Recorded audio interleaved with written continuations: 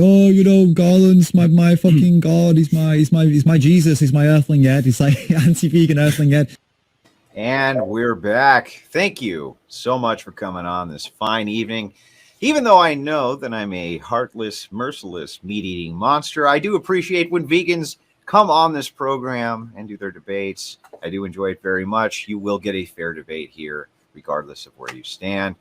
Jeffrey, why don't you take a second, introduce yourself, tell us all a little bit about yourself very briefly, and then where everybody can find you.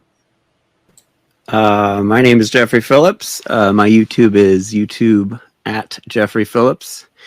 I am 45 years old. I live in Southern California. And usually almost every day of the week, you can find me on the Paul and Slave Show.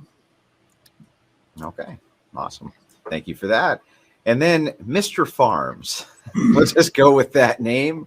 Why don't you tell us all a little bit about yourself very briefly and where everybody can find you?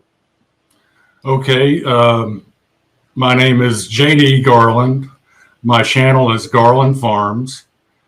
I am a farmer, former nationally certified strength and conditioning specialist, have a degree in kinesiology with a minor in biology.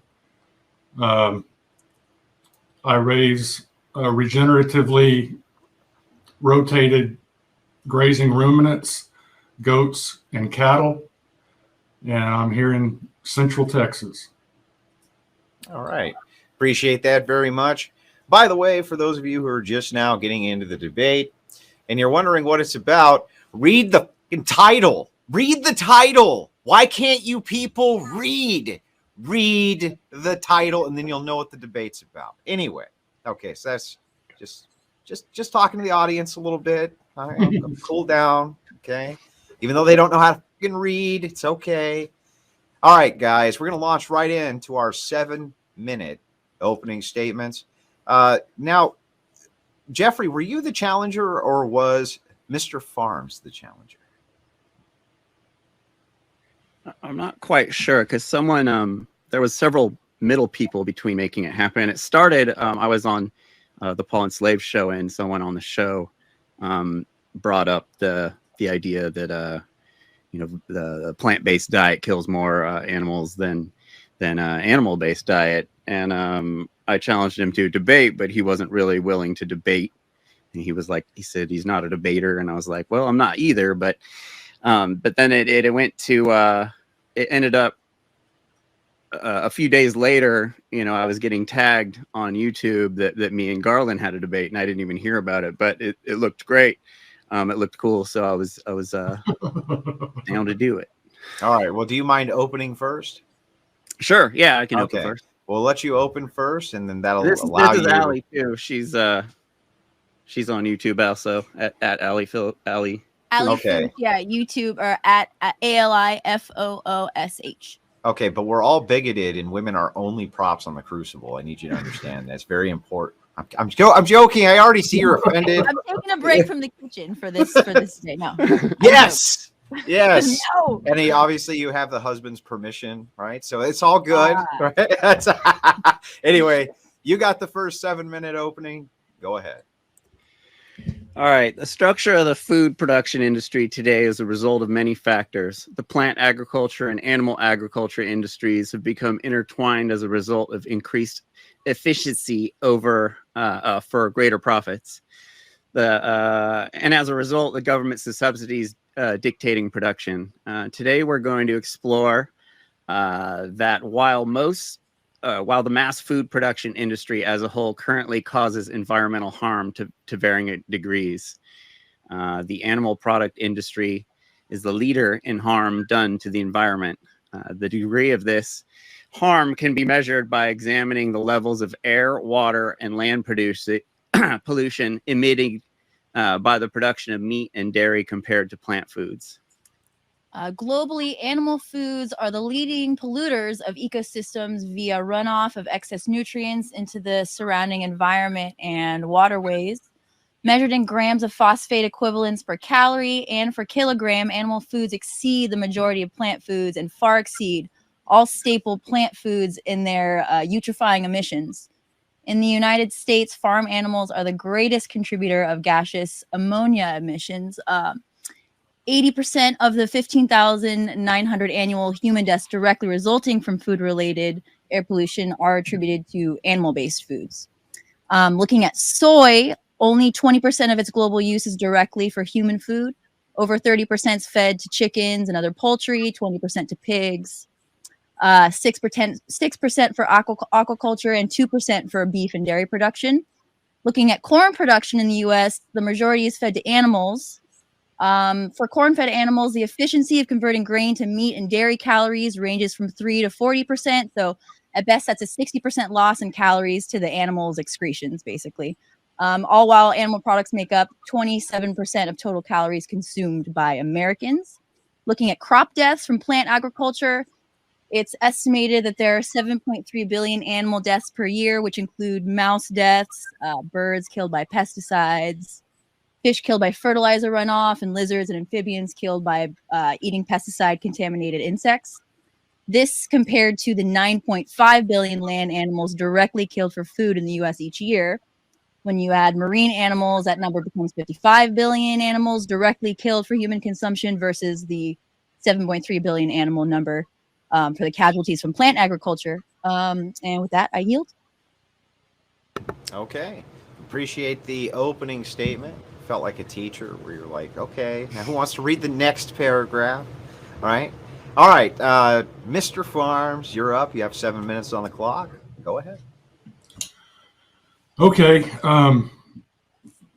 First of all, it's ironic to be debating vegans on whether animal agriculture or crop agriculture is more harmful. The whole premise of being a vegan is to do the least amount of harm possible. And you can see that vegans do not really like to focus on the animal deaths that are associated with the crop agriculture that brings the vegan menu to the market. When you talk about crop agriculture, you're talking about oranges, apples, pears, cucumbers, avocados, celery, spinach, green beans, peas. The list just goes on and on and on. Livestock do not eat any of those. However, the two crops that are associated with animal feed are corn and soybean. When you look at soybean, for instance, it is certainly, they listed a lot of the destruction and harm that soybean crops are responsible for, including the destructive tillage, the pesticides, the synthetic nitrogen, the mined phosphorus, the mined potassium. These are all very destructive practices, as well as all of the runoff, the fertilizer runoff, the pesticide runoff. All of the animals, animals are actually being driven into extinction by crop agriculture, primarily the corn and soybean industries. You did hear how like 20% of only 20% of the soybean crop is going to humans. It's actually more than 20%. It's about 27%, because about 7% of the soybeans are grown specifically for human consumption. It goes directly to the humans as whole soybeans. But anyone that invests in commodities futures has heard of the soybean crush spread. And this is a investment strategy that investors use to hedge their bets on soybean investments. And it's based on the fact that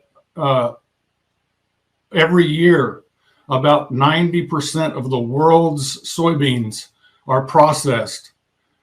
They're crushed to squeeze out the oil. Soybeans are an oil seed. In fact, they provide 61% of the world's seed oils. And so 90% of the world's soybeans are actually processed to extract the oil. And humans consume 100% of that oil, either as cooking oil, as an ingredient in ultra-processed junk food, or as biofuel, biodiesel. So when they say 20% of the soybeans are going to human consumption, this is how intellectually dishonest that statement actually is. It's kind of like this.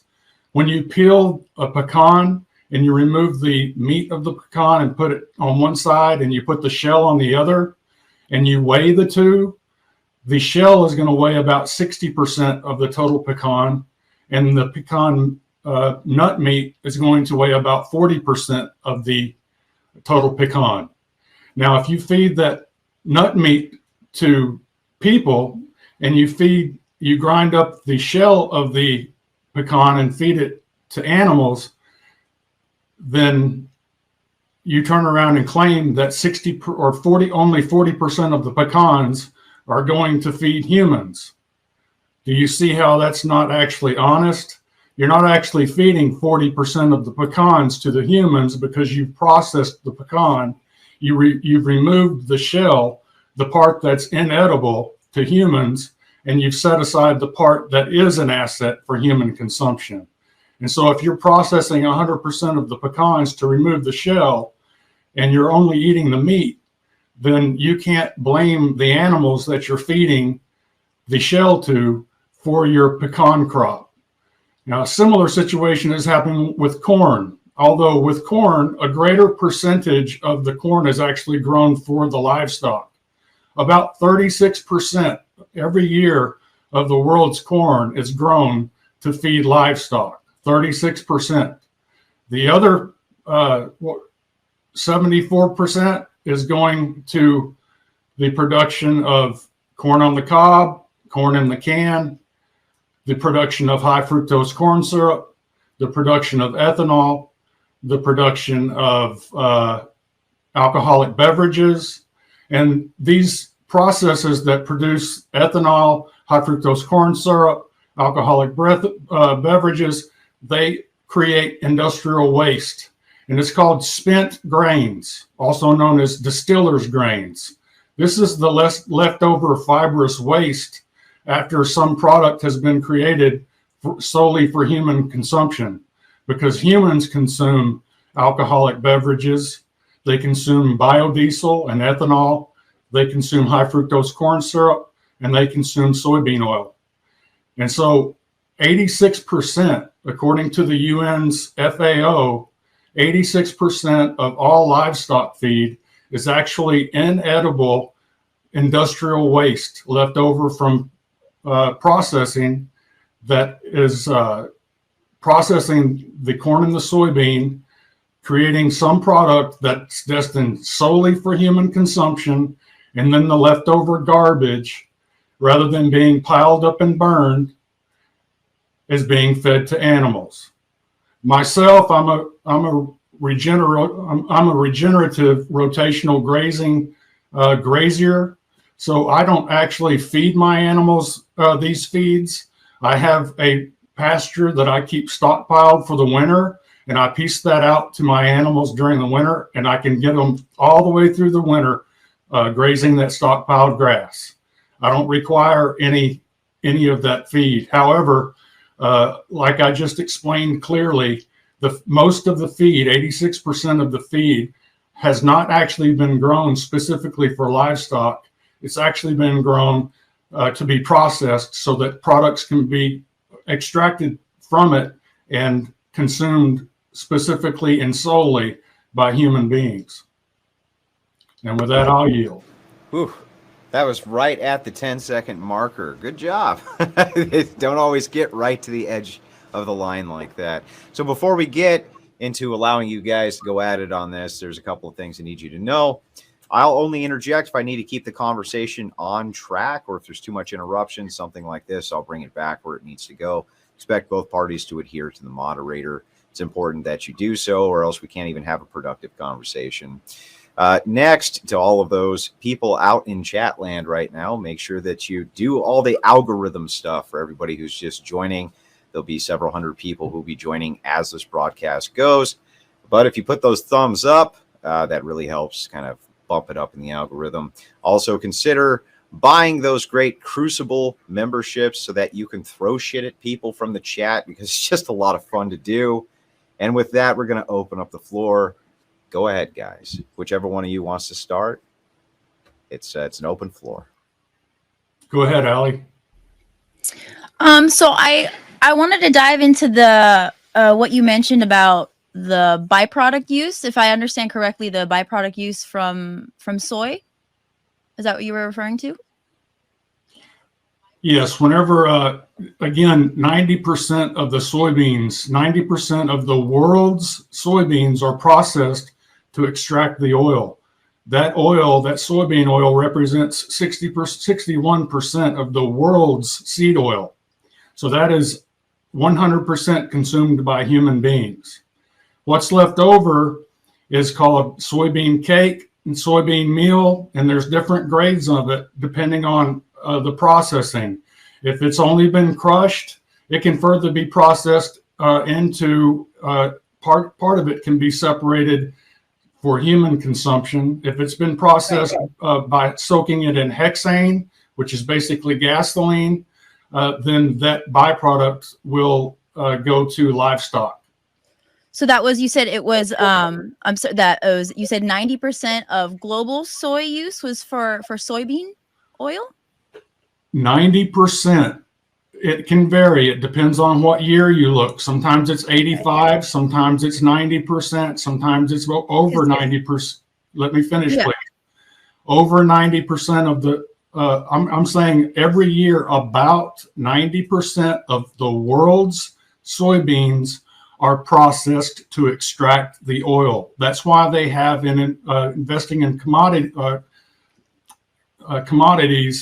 the soybean crush spread. That is the reason that investing strategy exists, is because overwhelmingly most of the soybeans are processed to extract the oil for human consumption. Now, where are you getting that figure of the 90% use for oil? The figure I sent to you, we sent to you in our sources. What I'm looking at, so this is from Our World in Data. The direct, so this is global use of world soy, and there's a table in that link that I sent you. Yes, you see how it says, do you see how it says soy? It doesn't say soybeans, does it? It says soy. So the soybean oil is considered soy, and the industrial waste that they're feeding livestock is also considered soy. But they didn't say that soybeans are being fed to animals. So only 7% of the world's soybeans, as whole soybeans, are being fed to animals. The rest of the soybean that is being, the rest of the soy that's being fed to animals is industrial waste left behind after soybean extraction. I guess I don't see how that is relevant to, like, okay, when we look at the production of soy and how much soy is used and split up for animal use and human use, right? I don't see how it matters which part of the plant is being used when we're just talking about crops produced, right? So we need we're not talking about just crop produced. We're actually talking about, like I said earlier, using the pecan as an example. If I'm cracking all these pecans and I'm processing them to remove the nut meat for human consumption, and I'm grinding up the shells and feeding that to animals, and the shells weigh 60% of the nut and the nut meat weighs 40% of the nut, then you can claim that 60% of pecan is fed to animals. And that's a dishonest statement, because what you want people to believe is that we're feeding whole pecans to animals, including the nut meat, but we're not. We're extracting the part out of the pecan that's valuable for human consumption, and the industrial waste, in this case, the pecan shell, we're grinding that up and feeding it to animals. Now, what you're doing is you're weighing the amount of soy meal, and you're saying that 80% of soy, meaning, and you're trying to represent a something that's not true. You're trying to say that 80% of all soybeans are fed to animals, and that's not true. No, I'm not trying to argue that this is soybean specifically. I'm trying to argue. You agree that it's post-processing industrial waste that they're feeding to animals. I agree that there's byproducts and there's waste as a result of the soy industry and soy processing. Do you know how much of each soybean? Hang on, Garland. You got to give her a chance to respond. Go ahead, Allie.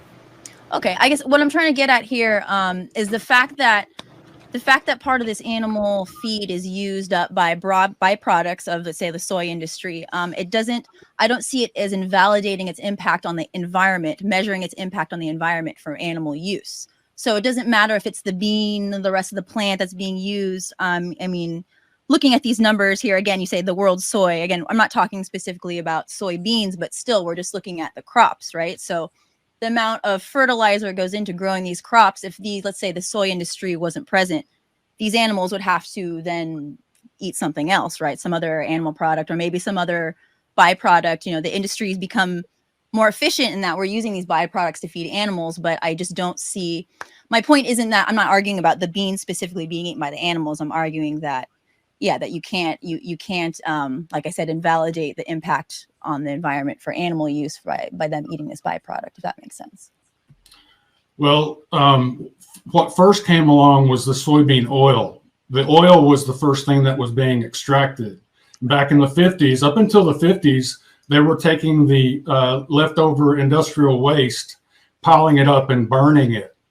But if you look into waste profits, Google that, profit from waste is all industries are pursuing ways to, instead of having to pay to have industrial waste disposed of, to find a way to sell it. And that's what the soybean industry did. But no, like I said, I don't feed soybean meal to my animals. I don't feed corn to my animals. I do regenerative grazing practices. So much like I'm pursuing the same plan that Joel Salatin has been doing for probably 16 years now. And with doing that, you're able to sequester carbon from the atmosphere, put it back in the soil where it has been robbed by crop agriculture. And that increases soil permeability to water. It increases the soil health, increases productivity of natural fauna, natural prairie grasses, and biodiversity. And so every time you bring the animals in for a rotation, they eat about a third of it. They poop and pee on about a third of it, and then they stomp on about a third of it. And so that leaves it poised and ready for a flora fauna explosion that happens the next time it rains. Now, this is happening on pasture, not in a plowed field where the soil is hydrophobic. We're talking about a pasture where the carbon in the soil has been improved so that the water can actually soak into the ground, which is what it can't do in the fields where the corn and soybeans and the other crops where the vegan menu is derived. So would you agree, though, that this is a minority of how most of the animals are produced, though, for animal product production and meat, correct? Oh, yeah, absolutely. It's a minority. However, it's growing. In fact, there are carbon credits that farmers can now become eligible for. There's several different carbon credit programs that people, livestock, regenerative rotational grazers can actually profit from doing this. So it's it's something that's actually getting more and more prevalent. However, the point that I'm making is that, yeah, you could get rid of all of the livestock. I know that vegans are just like frothing at the mouth to remove the animals from the earth, which is ironic. But if you were to remove all of the livestock, then what you've got now is no reduction in the soybean crop, because only 7% of the soybeans are actually grown exclusively for livestock feed. The rest of what's fed to livestock is industrial waste left over after processing to produce a good that goes solely to human consumption. Cows do not drive vehicles. They do not burn biofuel. They do not drink alcoholic beverages. They do not consume high fructose corn syrup. The transportation of their products requires, I mean, there's a well, the same thing can be not only can the same thing be true, I said, of the vegan menu, but also all of the diesel that's burned in the process of all the destructive tillage, all of the harmful and deadly pesticides that are responsible for producing the vegan menu are also petroleum derived. The nitrogen is petroleum derived. Both. No, I just want to step in here. When you say the vegan menu, you're painting a picture of all meat coming from a regenerative type situation that you yourself run, but it's not. So these, we're talking about, it's not the vegan menu really. It's the omnivore, the meat eater menu as well. If we can disagree. I've seen different figures about the percentages of these crops that are fed to livestock in the direct grain, but still, as the system currently stands, I mean, this is the problems you're talking about still apply to agriculture as well. Do you agree?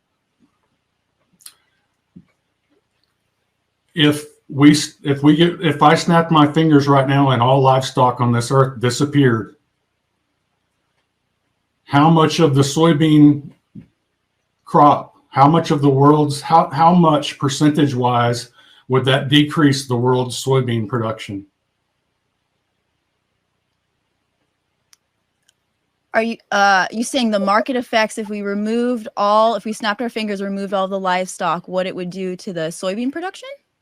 I'm asking you how much. You're telling me that the livestock industry is responsible for 80% of the destructive soybean croppage. So if we remove all the livestock from the earth, percentage wise, how much is that going to decrease soybean production? Well, it's 70. So looking at this figure, so this is the soy, not the soybeans, but of the crop. 76 is given for animal feed. So you're saying this, I'm sure the industry will have to dealing with these, the soy industry would deal with these byproducts. They wouldn't have a market to sell them, but the market would adjust. No, what I'm asking you is what's destructive is the soybean industry, the growing of the soybean. Okay. I'm not talking about the soy products that after they've been processed for human consumption.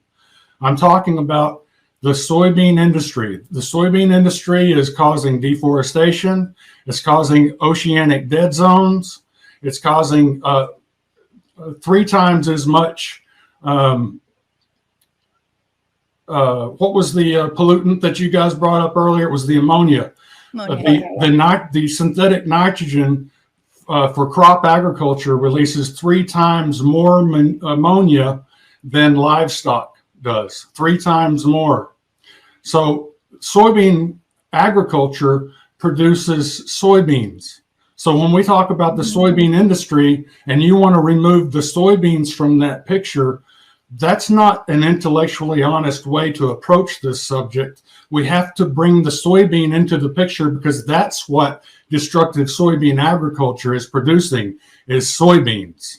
So if you remove knowing that 90% of all the soybeans are processed to remove the oil, and 100% of that oil is being consumed by human beings, and 7% of the soybeans are grown exclusively for human consumption as whole soybeans.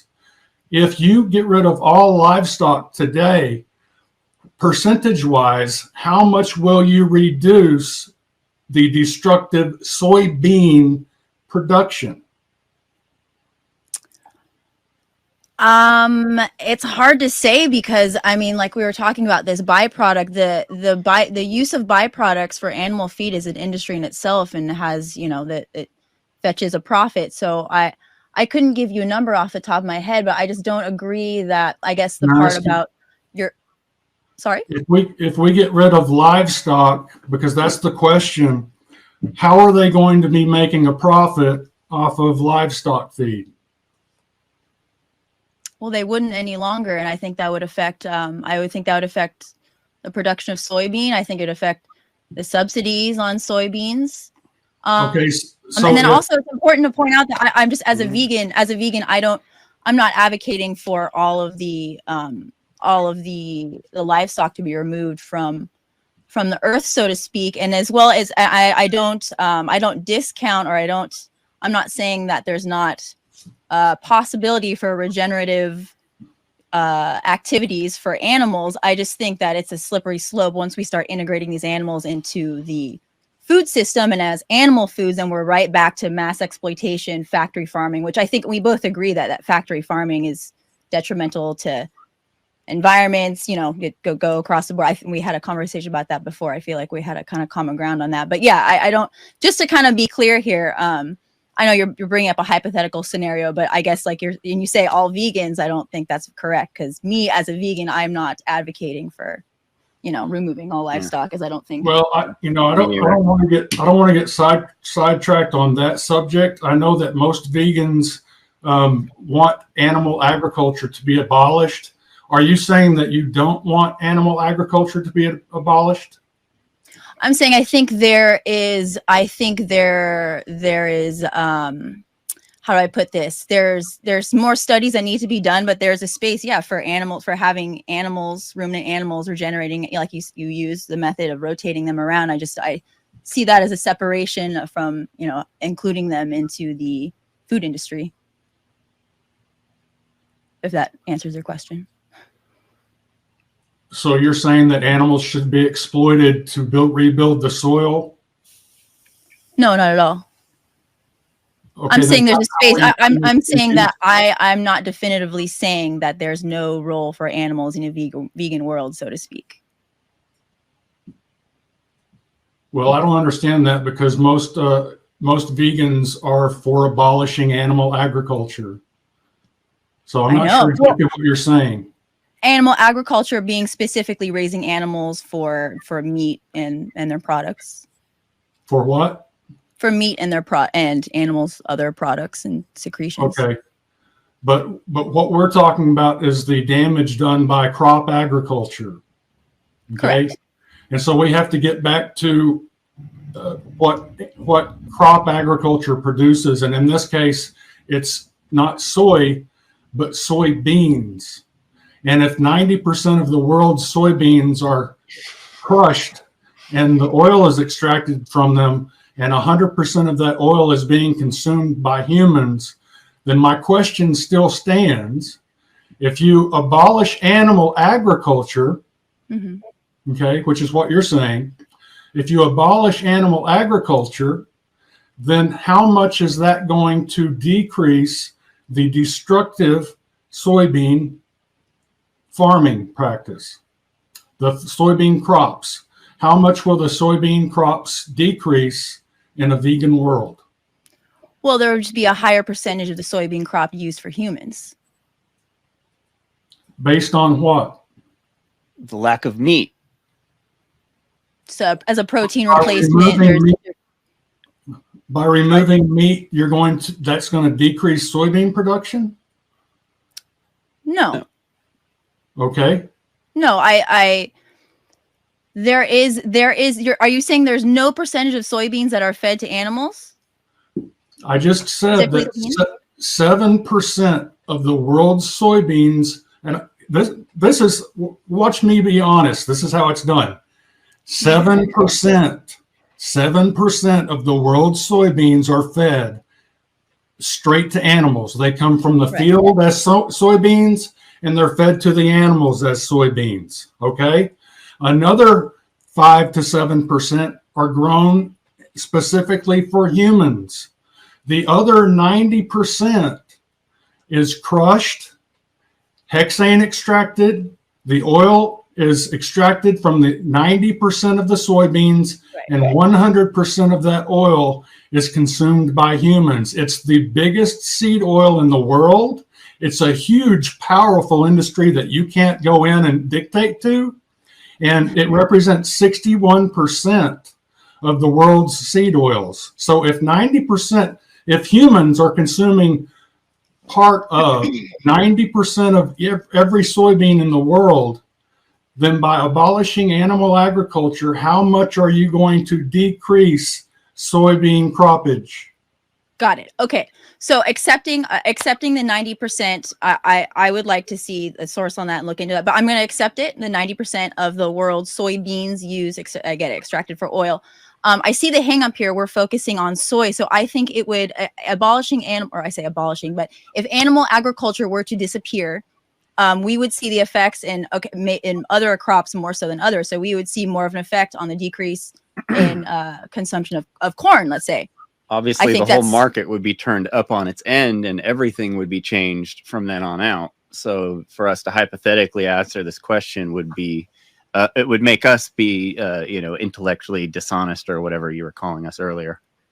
But I see where you're asking. You're specifically asking about soy. And I think that's where I can't tell you, okay, if 90%, like you're saying, of the world's soybeans are used and extracted for oil, how would that industry change if people were no longer consuming? I don't think the consumption would go up in oil. I don't think it would increase, but I think we would see the effect more in other crops such as corn.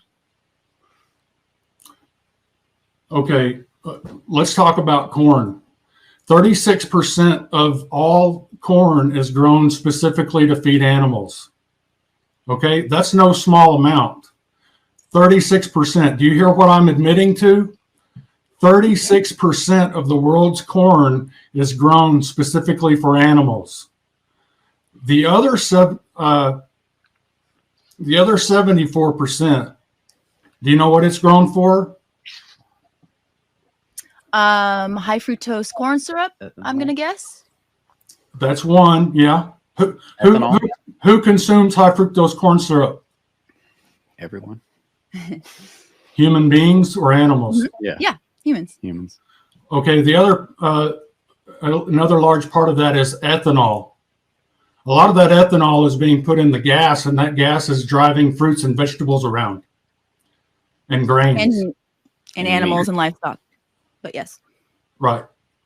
So when you try to blame that on livestock, you're really pointing the finger at yourself as a plant eater, because those plants also have to be transported.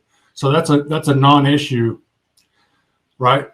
Right. I mean, any food, regardless if it's meat or plants, it'll have to be transported, right? Right. So we can stop pointing at the livestock as requiring transportation, right? Well, unless you want to include your diet as part of that transport, that's taxing the transport ethanol as well. I'm just saying they're equivalent. Both industries. Right, vegans need to take responsibility for the damage that they're doing, and that's kind of why we're here. Okay, right? So we won't bring up the transportation if you don't. Well, let's not talk about the transportation, but let's talk about the fact that people are driving to work and they're using ethanol gas. Okay, they're driving here and there. That ethanol is for human consumption. There is no cow. You will not see a cow driving a milk truck. But we're discussing food. Right. We're talking about crops. We're talking about crops because the vegans like to say that the crops are all grown for the animals. And that's why we're here, is because those lies have to be destroyed. And that's what we're going to do today. But it was when we agreed on the premise of this debate, it was the plant-based diet versus animal-based diet harm on the environment currently in the world. No, human consumption. What you're trying to do is split hairs. You're trying to win a debate. That's why we spent 2 hours on the premise and you're trying to make sure we got down to the exact premise we were going to talk about. Hang on, guys. Hang on. Real quick. I'm trying, as I was listening here and I'm taking notes. If we're talking about the transportation of food, we're talking about the growing of food, we're talking about who consumes the food, we're talking about all those issues. That sounds, and then the diet, as far as the dietary aspect goes, and then another aspect of this is the impact that it has on the environment. So if we're talking about the vegan diet and the carnivore diet and the impact it has on the environment, then all of what's been talked about so far is totally valid. Yeah, don't we see how were it's trying not. to only talk about the environmental impact, not the health impact. And I think Garland's just an omnivore. I don't think he's a carnivore. Well, right, but I mean, if you're talking about the environmental impact of these things, then so far I don't see any problem with any of the things that have been brought up. With ethanol? Yeah, that would Consuming be ethanol as that would- food? Well, no, but that would be a necessary entailment of an environmental impact. Copy. Yeah. So if you say, in other words, we want to talk about the diet and the impact this diet has on the world, then the necessary entailment there is everywhere that food goes, and whatever's brought up with the food as a necessary impact on the world is valid. There's no way for me to get around that. Yeah.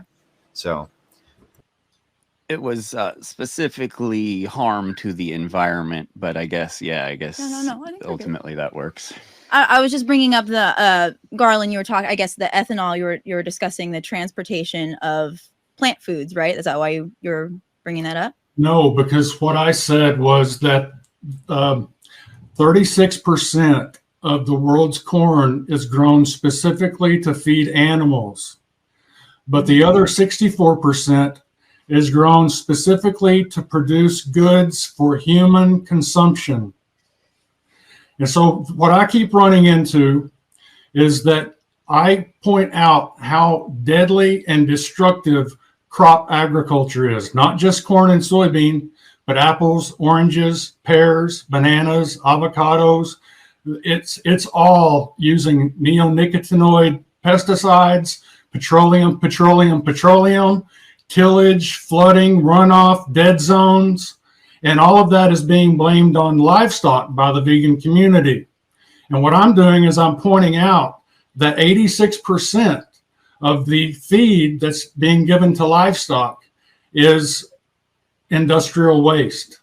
You asked, well, is there any crops that's being grown specifically for animals? Yes. 14% of the crops that are fed to animals are grown specifically to feed the animals.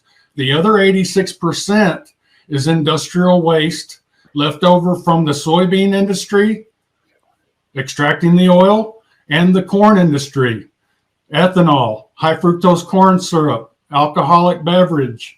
You're saying there's no other use for these wastes, as you call them? No, I agree with you on that. I think that we can find other things to do with that livestock, the livestock industry needs to drop the crop industry on its head and let them deal with their own industrial wastes and get back to doing regenerative rotational grazing to begin the process of repairing and reversing the damage done by the crop industry. Soy meal is used in human and animal food, kibble, and stuff like that, protein supplements. So there are uses for soy meal. What percentage of soy It's meal? Small now, but of course you're saying as if there's no other use for it, and they just got to burn it out front. No. What I'm saying is if you're going to blame the soybean, and that's your opening statement, Allie's opening statement, she talked about how destructive the corn and soybean industries are, the croppage, and she blamed that on the livestock industry, and she even said that 80% of soy is being fed to animals. But that was, at that point, it's just like all the other vegans. They either don't know or they think that they can fool the people into thinking that whole soybeans are being fed to animals. Here's the deal, is that just like whenever you take a pecan and you shell it and you move the nut meat over here and you move the shell over here. This is the third time you've told us the story. We can move on from the nut story. And you've got the shell weighing 60% of the pecan and the nut meat weighing only 40% of the pecan, and then you feed the nuts to some animal, and then you claim that 60% of the pecans are being fed to the animal. That's not a true statement. Well, I am a bit confused here too. I do understand the position from Garland, but I'm not exactly sure what the counter argument is. If you guys could flesh that out to me, because I'm not exactly sure what your counter argument to this is. I understand he is repeating this. That's true, but I think he's repeating it because he feels like he hasn't gotten an answer to it. So I'm happy to give you guys the floor, but what is the answer to this? I'm not separating the, how do I put this? I'm not separating the role that the animal agriculture industry has in eating the soy plant. So you're talking about, you're specifically looking at the soybean. I'm saying we can't separate the role, the contribution that animal agriculture has in using this byproduct from the soy plant. I don't see that separation, if that makes sense. Yeah, well, I think I understand that, but what he's saying is within the confines of the opening statement, you were saying that the consumption of 80% of this is grown for the purposes of animal consumption. His distinction is, no, I don't believe that 80% is actually grown for the purpose of animal consumption, but that rather it's separated and the animals get the byproduct. Is that correct, or is it not correct? Because if it's a yield on one side, we can move on.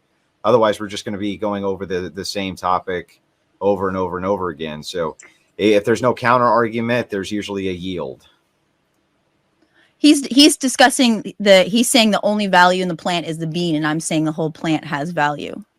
No, I'm with you. I understand that, right? But he's specifically referencing is the opening statement of the claim made that 80% of this is for human consumption, period. He's saying there's a separation there. If I said soybeans, then I would concede, but I didn't say soybeans. I said soy. So I'm just I conceded on the, I'll accept the 90% of soybeans are in the world are processed for soy oil. That is the majority used for human consumption. Okay, gotcha. So where did you guys want to move from here, Jeffrey and Allie? What was the meat of what you wanted to get into? I would like to present some of the figures we have for the harm done by directly from animal agriculture. Go ahead. Okay, so looking at the emissions from fertilizer. So let me just bring up a little table here. So from the One World Data, ourworldindata.org. So looking at utrifying emissions per, we can look at 1,000 kilocalories and per kilogram, just representing different food products. If you look, it's all animal products are far in front of plant products, especially these staple plant products. So let's say, we're looking at utrifying emissions per 1,000 kilocalories. Let's see here. So corn is at 0.9 grams. And then let's say compared to beef, let's say beef herd. So that's beef that's used for meat. That's 110.4 grams. So 110.4 grams versus 0.9 grams.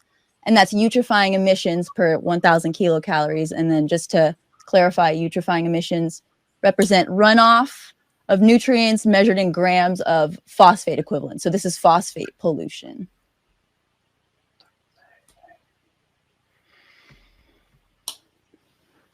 I'm not sure if you had a chance to look at at those graphs, Garland. Oh yeah, I'm very well versed in Our World Data. That is an outlet that's financed by the Bill and Melinda Gates Foundation, who are heavily invested in plant-based meat replacement, ultra-processed junk food. So it doesn't surprise me that certain claims. This is the same source that says that 80% of the soy is going to livestock. It doesn't tell the whole story. I know that y'all kind of want to put that in a box and say, well, the value is not in the soybean, but actually the value is in the soybean. And that's what we're talking about when we talk about soy. So when you talk about claims that are being made by the Bill and Melinda Gates Foundation, with absolutely nothing to back it up. What we're dealing with from Bill Gates, in this case with our world data, just like with the soybean, is that was a half truth. Just like I said, people get the wrong idea when you tell them that livestock are consuming 80% of all soy produced. I would disagree that it's a half truth. I mean, soy is soy, and I get what you're saying about the soybean. Again, we're back to the plant versus the bean. But just to clarify, I mean, this is not the plant is not. What part of the plant, other than the bean, is being used, and for what? Are you asking me for animal feed? Yeah, you're saying that animal feed. I thought we were saying that the value of the soybean plant is not in the bean. You're asking me? I thought we were past this. No, there's value. Most of the values in the bean, but there is value in the plant now as a byproduct. Are we passing soy, or are we going back to it? Well, she brought it up. Oh, no, I was comparing. No, I was comparing corn to the eutrophying emissions of per 1,000 kilocalories of corn compared to beef is what I'm looking at right now. And then and this was from Our World and Data. I know you mentioned the Bill and Melinda Gates Foundation, but this specifically what I'm looking at, this is it's a meta study. So it's looking at multiple studies. If you look at the table, it cites the specific study of where if you look down to your lower right of your screen, you'll see the private chat. You can actually post that in the private chat, and then Garland can look at whatever it is. He's got it. We sent it to him. He's got it. Okay. I mean, you guys could look at it, but he's had our stuff. Okay.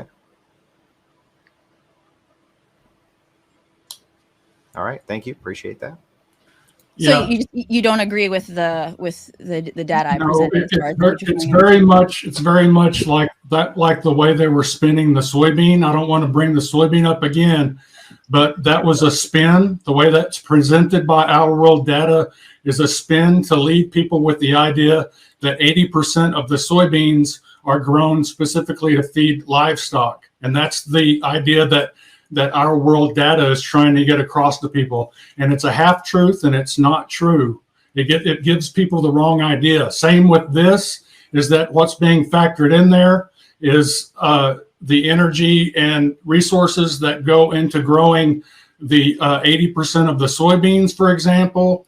And so that's being factored into the livestock needs when it's not being categorized in the due to the fact that the soybeans are actually being processed, and what's being fed to the animals cannot be attributed solely to the animals in that way, because human beings are consuming at least a little bit of almost every soybean produced. So trying to say this many calories, and the other thing is that I counseled elite athletes for 15 years in the area of strength conditioning and nutrition.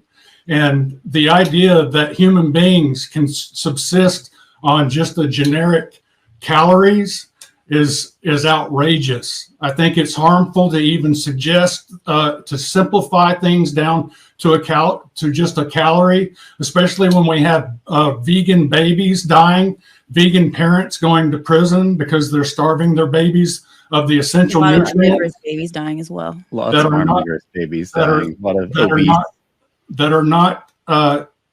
These babies are not getting the nutrients that are available in animal products.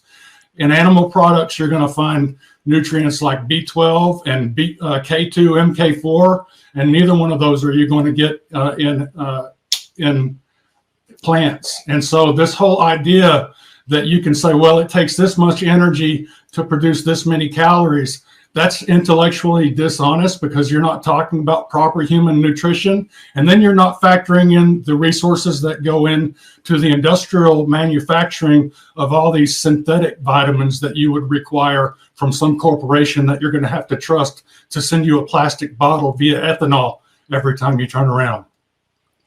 So they also provide eutrophying emissions per kilogram of food product.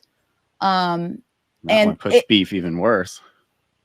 Yeah, so I'm just looking. So again, just sticking with comparing corn to this beef herd beef, we're at emissions per, not looking at calories, but per kilogram of food product, where we have corn at 4.03 grams versus beef at 300.4 grams. So considering Bill Gates is a owner of cattle farms as well as a big soy guy, GMO soy guy, what do you think what type of influence do you think he has on these numbers? And do you have the citations to prove what you're saying in any way? Well, I've not seen any evidence that he owns cattle farms. However, I'm not saying that he doesn't. If he does, then why is he pursuing all of these plant-based mock meats that are nutritionally deficient? Make money. What I was asking you is, I looked at that page, and what do you say about this? None of the resources that go into producing synthetic vitamins that vegans can't get naturally, those numbers are not worked into that. Did you notice that? What supplements are we taking? Are you assuming we take? And isn't B12 supplemented to cows? No, in cattle it's not. Sure it is. No, it's not. That's another. No, he just asked me a question. Let me answer it, please, Allie. Yeah, go ahead. No, B12 is not supplemented to cows. Cows have bacteria in their rumens that produce B12, and it's actually a type of B12 called cyanocobalamin. Humans cannot use cyanocobalamin. It's not bioactive in humans. All they need is some cobalt. There are some places in the world where the soil is deficient in cobalt. And in those areas, they give them cobalt blocks to lick. And it's cobalt mixed with salt. And that way they can get the cobalt so that their rumen bacteria can make the B12. But no, they're not supplementing B12. They're supplementing cobalt. And the cow is manufacturing B12 in the stomach naturally. So no, that is more vegan misinformation that all cows are supplemented. I didn't say all cows in the least bit. Okay, well you said cows. Some, yeah. Do you agree some are? You did admit some percentage? Are. What percentage? I'm not prepared to talk about that right now. I asked you a question. I'm telling you that the mainstream supplementation that is associated with B12 is the mineral cobalt. And that is not a widespread. I've never supplemented cobalt. No one that I know in the cattle industry has ever supplemented cobalt. Going back to what you mentioned about just specifically supplements for vegans, I mean, the B12 deficiency is a very common problem across, even omnivores. It's actually more common in vegans. It's more common in vegans. But it's still a very common issue amongst omnivores. I'm just saying you painted the picture like it's only the supplements are being made for vegans when that isn't true. Well, I can explain why that is. Human beings historically would eat an animal nose to tail. The liver, for instance, has 10 to 20 times the B12 that you get in the muscle meat. So human beings in developed countries have been brainwashed to eat just the muscle meat. So omnivores are not getting an adequate amount of B12 either. But that doesn't mean that you can't get B12 from animals. It just means that people need to eat more organ meats, and then they wouldn't be B12 deficient. Okay. So there is a part of the animal that contains adequate B12, but there is no part of any plant, period, end of story, that contains bioactive B12 in humans. We're getting a little off topic here. This is into the health, nutrition. Well, when you brought up calories, you opened that door when you started talking about calories.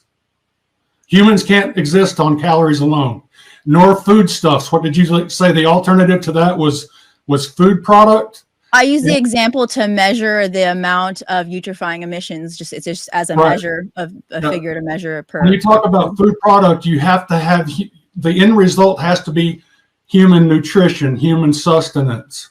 And so if you're just talking about calories or food products, and you're not specifying that this is nutritious food that humans. But our debate right now isn't about nutrition, though. We're just discussing harm onto the environment. So I use as an example just a measure of value to base these I think, yeah, and that's totally fair to do. You can do that, but I think that the response is also fair if he's addressing this singular point. So I think both sides presented a fair argument. If you want to move to the next one, that's fine. Go ahead. So I'd like to bring up hay and alfalfa production. GMO alfalfa, primarily grown to feed dairy cows, is bred specifically to be resistant to herbicides, as well as hay production, perennial grasses used for livestock. All green plants require the same conditions to grow, including hay. I mean, this was a big. Hang on. I think we lost Garland there for a second. Okay, Sorry about that. he's back. Yeah, no problem. From time to time, things drop out. Go ahead, Allie. Yeah. So just looking back, this kind of goes back into both looking at crop deaths as well as fertilizer production, where it's going. We can't avoid looking at beef, grass-fed, and where their food is coming from. All of these criticisms against crops, all of these problems we have with crop production this equally applies to animals. Okay, I'm ready for this. Okay. The majority of what the animals are consuming is natural forages on pasture. Like my cows are not eating, it's winter. My cows have not eaten any hay. My goats have not eaten any hay. They're only eating natural forages. I'm operating my operation so that the animals can feed just as the bison, antelope, elk, and deer. Ruminant animals can actually survive without all of these crops. But let's talk about the crops. Quick question: is your farm exactly how the majority of the farms are in the United States? They're not, but I am part of the group that's spearheading a growing number of animal agriculture. We're getting away from relying on crops. It's way too expensive. It's causing the beef to be more expensive in the grocery store. It's destructive because it relies on crop agriculture, and it's regenerative. As far as what we're doing is we're sequestering carbon back into the soil. Is it the status quo? Absolutely not. But that's not the point. Is what I was trying to get to. I was just throwing a personal anecdote in there. Okay. But what the relevant information is that the percentage of cropland that goes to feed animals hay and alfalfa is 4.27% of the world's crops. 4.27%. So how are you trying to put the blame on the shoulders of 4.27% of the crops now? I mean, is it relevant? Yes, all of these crops that use industrial petro and agrochemicals are relevant and need to be reduced and phased out. I totally agree. What I don't agree with is the idea that crop agriculture, by and large, is to be blamed on livestock. Because we've already showed in the soybean example that that's absolutely not true. I can illustrate the same situation in corn. We kind of went over that. And now we're trying to shift the blame onto hay and alfalfa when it represents only 4.27% of the crops. So is there something substantive that you can point to where animal agriculture is destructive? If it's separated from crop agriculture, or is all of the destruction that livestock is responsible for caused by its association, any association that it has with the crop agriculture, the same crop agriculture that produces the items on the vegan menu? No, yeah, absolutely not. Again, looking at, I know you don't agree with this source, but the eutrophying emissions, we look at organic pollution and effect of people living in proximity to animal agriculture areas. the alfalfa and hay aspect. I mean, again, I think this is we're coming back to, and I sort of predicted we agree on various aspects of how the mass production food industry is detrimental, right? But where we Yes. disagree is if what from my understanding what this debate was, we disagree on currently a plant-based diet versus an animal-based diet, which does more harm to the environment. Again, you know, we could both argue till the cows come home about what a vegan world would look like, what, you know, a grazing land mammal, you know, world would look like where we're all eating meat. But as it currently stands, I don't see animal agriculture being less harmful than Okay, let me give you an example. Let me give you an example here. I'm going to link. I sent this to y'all earlier, but I want you to look at it. It's in the private chat. If you want to pull that up.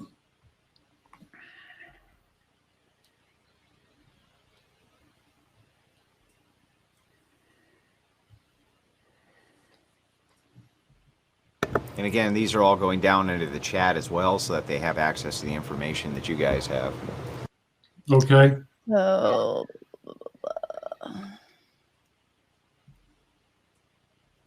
So this is nitrogen ammonia emissions from agricultural nitrogen fertilization application.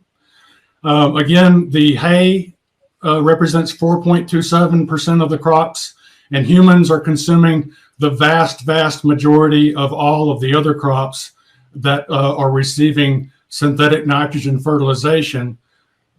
So if you go down to about midway on the paragraph, you see the statement. It starts with global, and it says global agriculture ammonia emissions from the use of synthetic nitrogen fertilizer and manure in 2014 were estimated to be 2.32 and 3.79 kilograms of ammonia per year, respectively. So, now look at that last word, respectively. What that means is, remember, go back earlier in the sentence, and it says global agriculture ammonia emissions from the use of synthetic fertilizer, that's crop agriculture, and manure, and that's manure from livestock, were estimated to be 12.32 and 3.79. So that shows you right there that the emissions from the synthetic fertilizer used in crop agriculture is 3 times higher, more than 3 times higher than animal agriculture.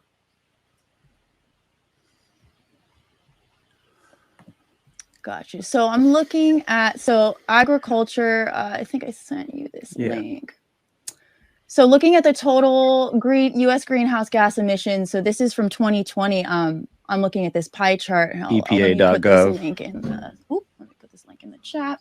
So it shows agriculture representing 11% of the total U.S. greenhouse gas emissions in 2020. Let me just get this over to you.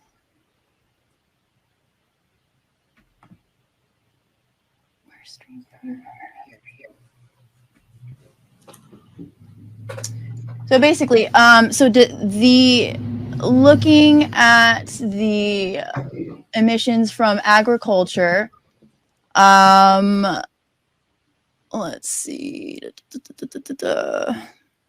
So manure management accounts for 12% of total greenhouse gas emissions from the agriculture economic sector in the United States.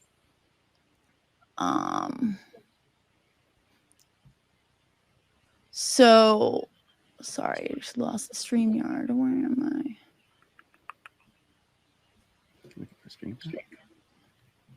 Yeah.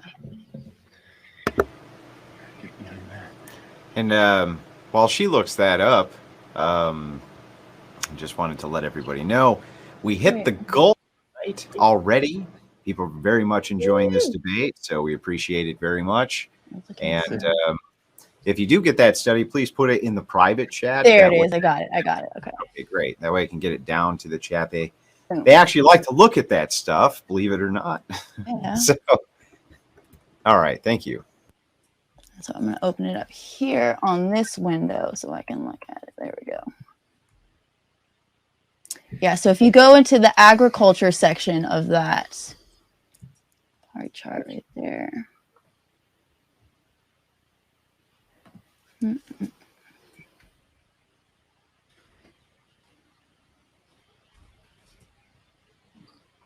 There we are. Man, you could have just did this yourself. I don't even need to be here. Hey, well, jump in if you can. Okay, so here it says this, the methane produced from livestock, especially ruminants, accounts for 1/4 of the emissions from the agriculture economic sector. So That's a bit more than yeah, 4%. 1/4, huh? yeah. And it comes with You see B12. the pie chart there, the agriculture section I'm talking about? Yeah, I don't exactly understand your point. In comparison to the methane emissions from livestock animals compared to the paper that you just okay. sent. I see what they haven't included in there yet. So let me show you what they're failing to factor in. I'll link it in the private chat for you. Cool. Okay, I've got that as Wait, well. No, hold on. That's the wrong one. Okay.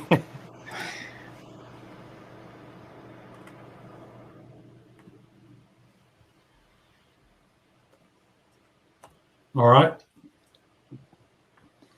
All right, got that as well. And I'll get that down in the chat. And so what is it that you're saying they're missing? Not to divert the train of thought. Go ahead.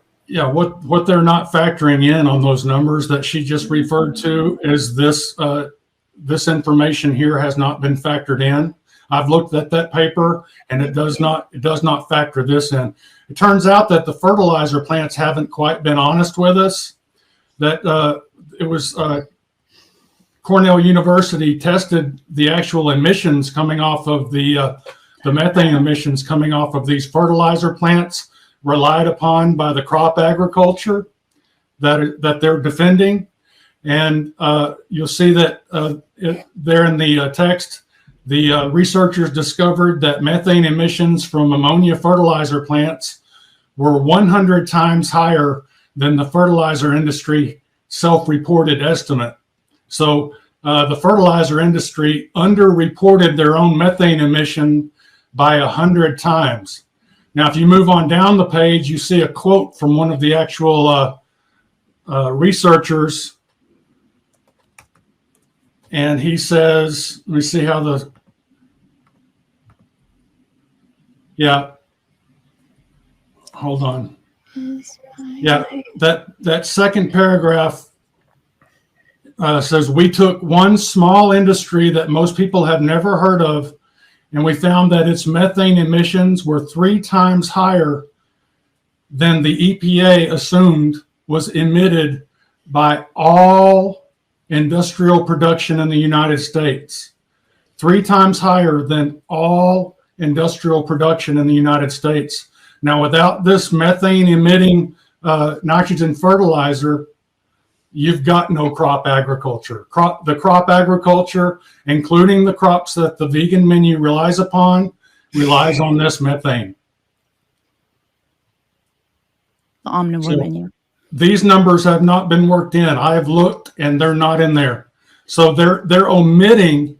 What you've got is you've got a bunch of corporations that are looking to improve profits, and that includes all. Can you prove this? Well, have you seen the Bayer-Monsanto merger? Well, it's not exactly what I was asking for. It seems like you're appealing to your own authority. Bayer is a drug company, and Monsanto is a fertilizer and soybean company. soybean and corn. So you've got both of those under the same corporate umbrella now.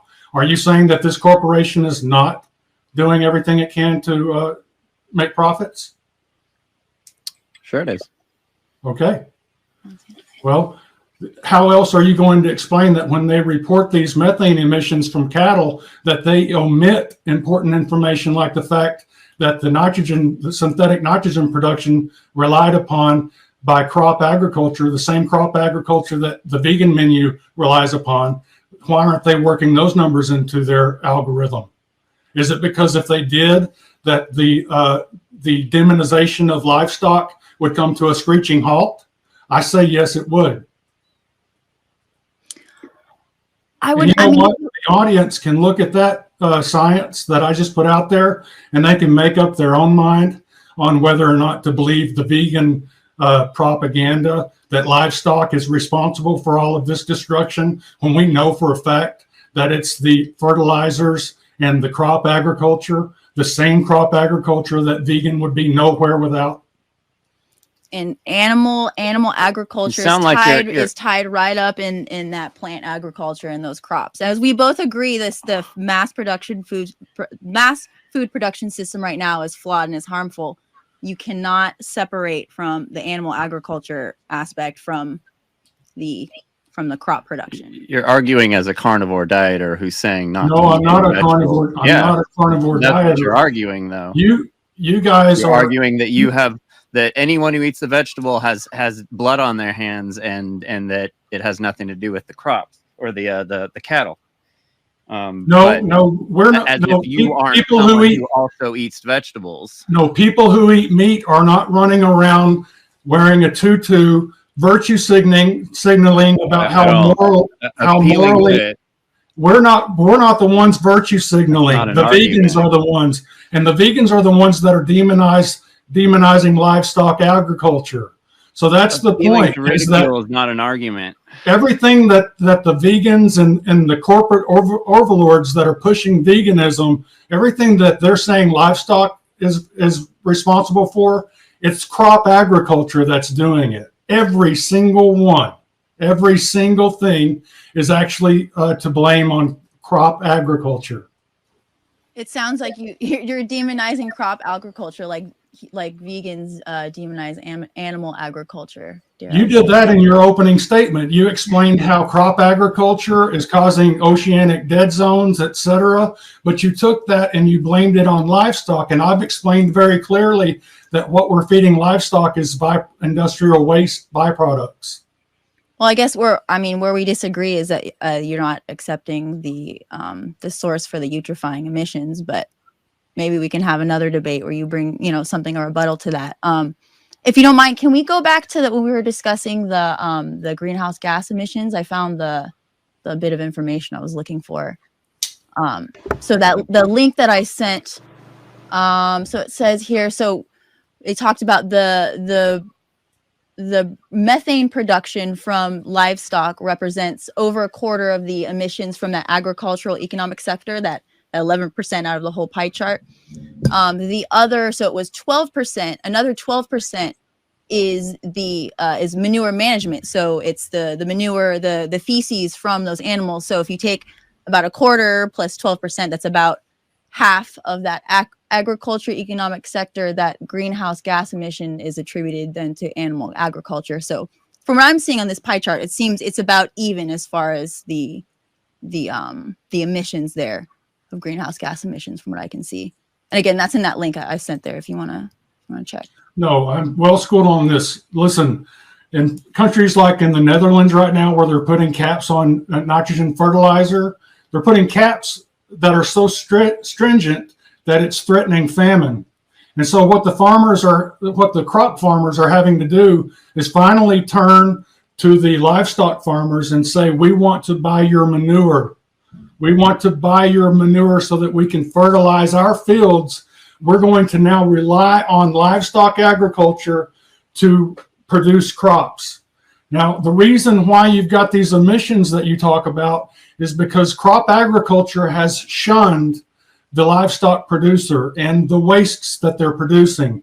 That manure could be spread over the fields. That's organic produce, and that's Wouldn't that still contribute to emissions, even if it's no. used for The reason those emissions are occurring, number one, is because they're sitting there in holding ponds. Number two, right now here in the United States, we've got 90 million domestic ruminant animals, 90 million, and you've got 25 million wild ruminants. So that's 115 ruminants total in the contingent United States portion of North America. If you go look at the estimates of ruminants in the past, pre-European settlement, 1800 and earlier, you've got 160 million ruminants that existed in the same area. That's what you call natural emissions. The cattle are just replacing what the bison were producing before. So it's just like with composting. Composting. Do you have anything that proves that the bison and the cow emit the same amount of stuff, and there's the same amount of livestock and all that stuff as they used to be? Not cool that, to Jeffrey, I included that with my first. Was that the one that was from 1989? The estimates from the 1800s haven't changed since 1989, Jeffrey. We're talking about pre-European settlements. Okay, which article was that? Two of your articles didn't come through. I asked you for them back, and you never sent them. Well, I never saw that. So which article was this? This is not one article. I had to pull these from multiple articles. Okay, well, what did you send us? That's all I'm concerned with. Gentlemen. We are an hour and a half into the debate. We actually have to get some closing statements. We got a bunch of people who want to call in, talk to both sides of this thing. So that's going to happen. And we've got a bunch of super chats to get through. Garland, very just kind of my own 2 cents before you make the closing, but very strong showing. I was happy to have you on the Crucible, man. I hope you can come back at some point. Jeffrey and Ollie, you get to close last. Garland, you can go ahead and give your closing first, and we're going to let them close last as they open first. Go ahead. You have 7 minutes, by the way, uninterrupted. Okay. All right. This debate was very much like every debate or conversation I've had with a vegan.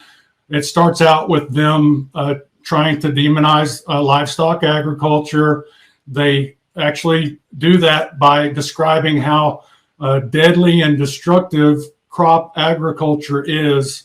And then they try to attribute the majority of crop agriculture as growing crops exclusively for livestock. Once you flesh that out, just like we flesh out the pecan, flesh out the soybean, and you find out that even the United Nations FAO is telling us that 86% of all livestock feed around the world is actually industrial waste that's not even edible for humans. And the reason that's relevant is because the vegans are actually claiming that if we can abolish livestock agriculture, then we can reduce the harmful crop agriculture by 80 or 90%. But once, like I said, once you flesh that out and you find that human beings are taking 20% of every soybean as the oil, and then another 7% as of the whole soybean as things like edamame, and then you find out that only 7% of the soybean crop is growing specifically to feed livestock. So 7% is the truth, and 80% is the half truth. So which one is true? Well, the truth is the truth, the part that's being grown specifically for livestock, which goes back to their attempted point, which is if we just get rid of livestock, we won't have to grow all these soybeans. We can decrease soybean production by 80 or 90%. But that's not true, because 90% of all soybeans are processed to extract the oil, and human beings are consuming in one form or another that soybean oil. A very similar case with corn. The next thing that the vegans will do is start talking about per calorie, and these are people that know absolutely nothing about nutrition, don't really seem, I've noticed a lot of vegans have, and a lot of them are very open about being misanthropes. They actually hate the human species and wish that it would go extinct. So it doesn't surprise me that much that they keep going to this calories instead of trying to come up with a source of calories that doesn't require all this petroleum-based synthetic vitamin manufacturing and plastic bottles being shipped all over the world. And you know, we didn't even talk about all the fruits and vegetables that are shipped in from other countries.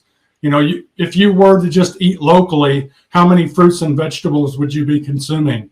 Like around here, you might get some wild plums once a year for 2 weeks.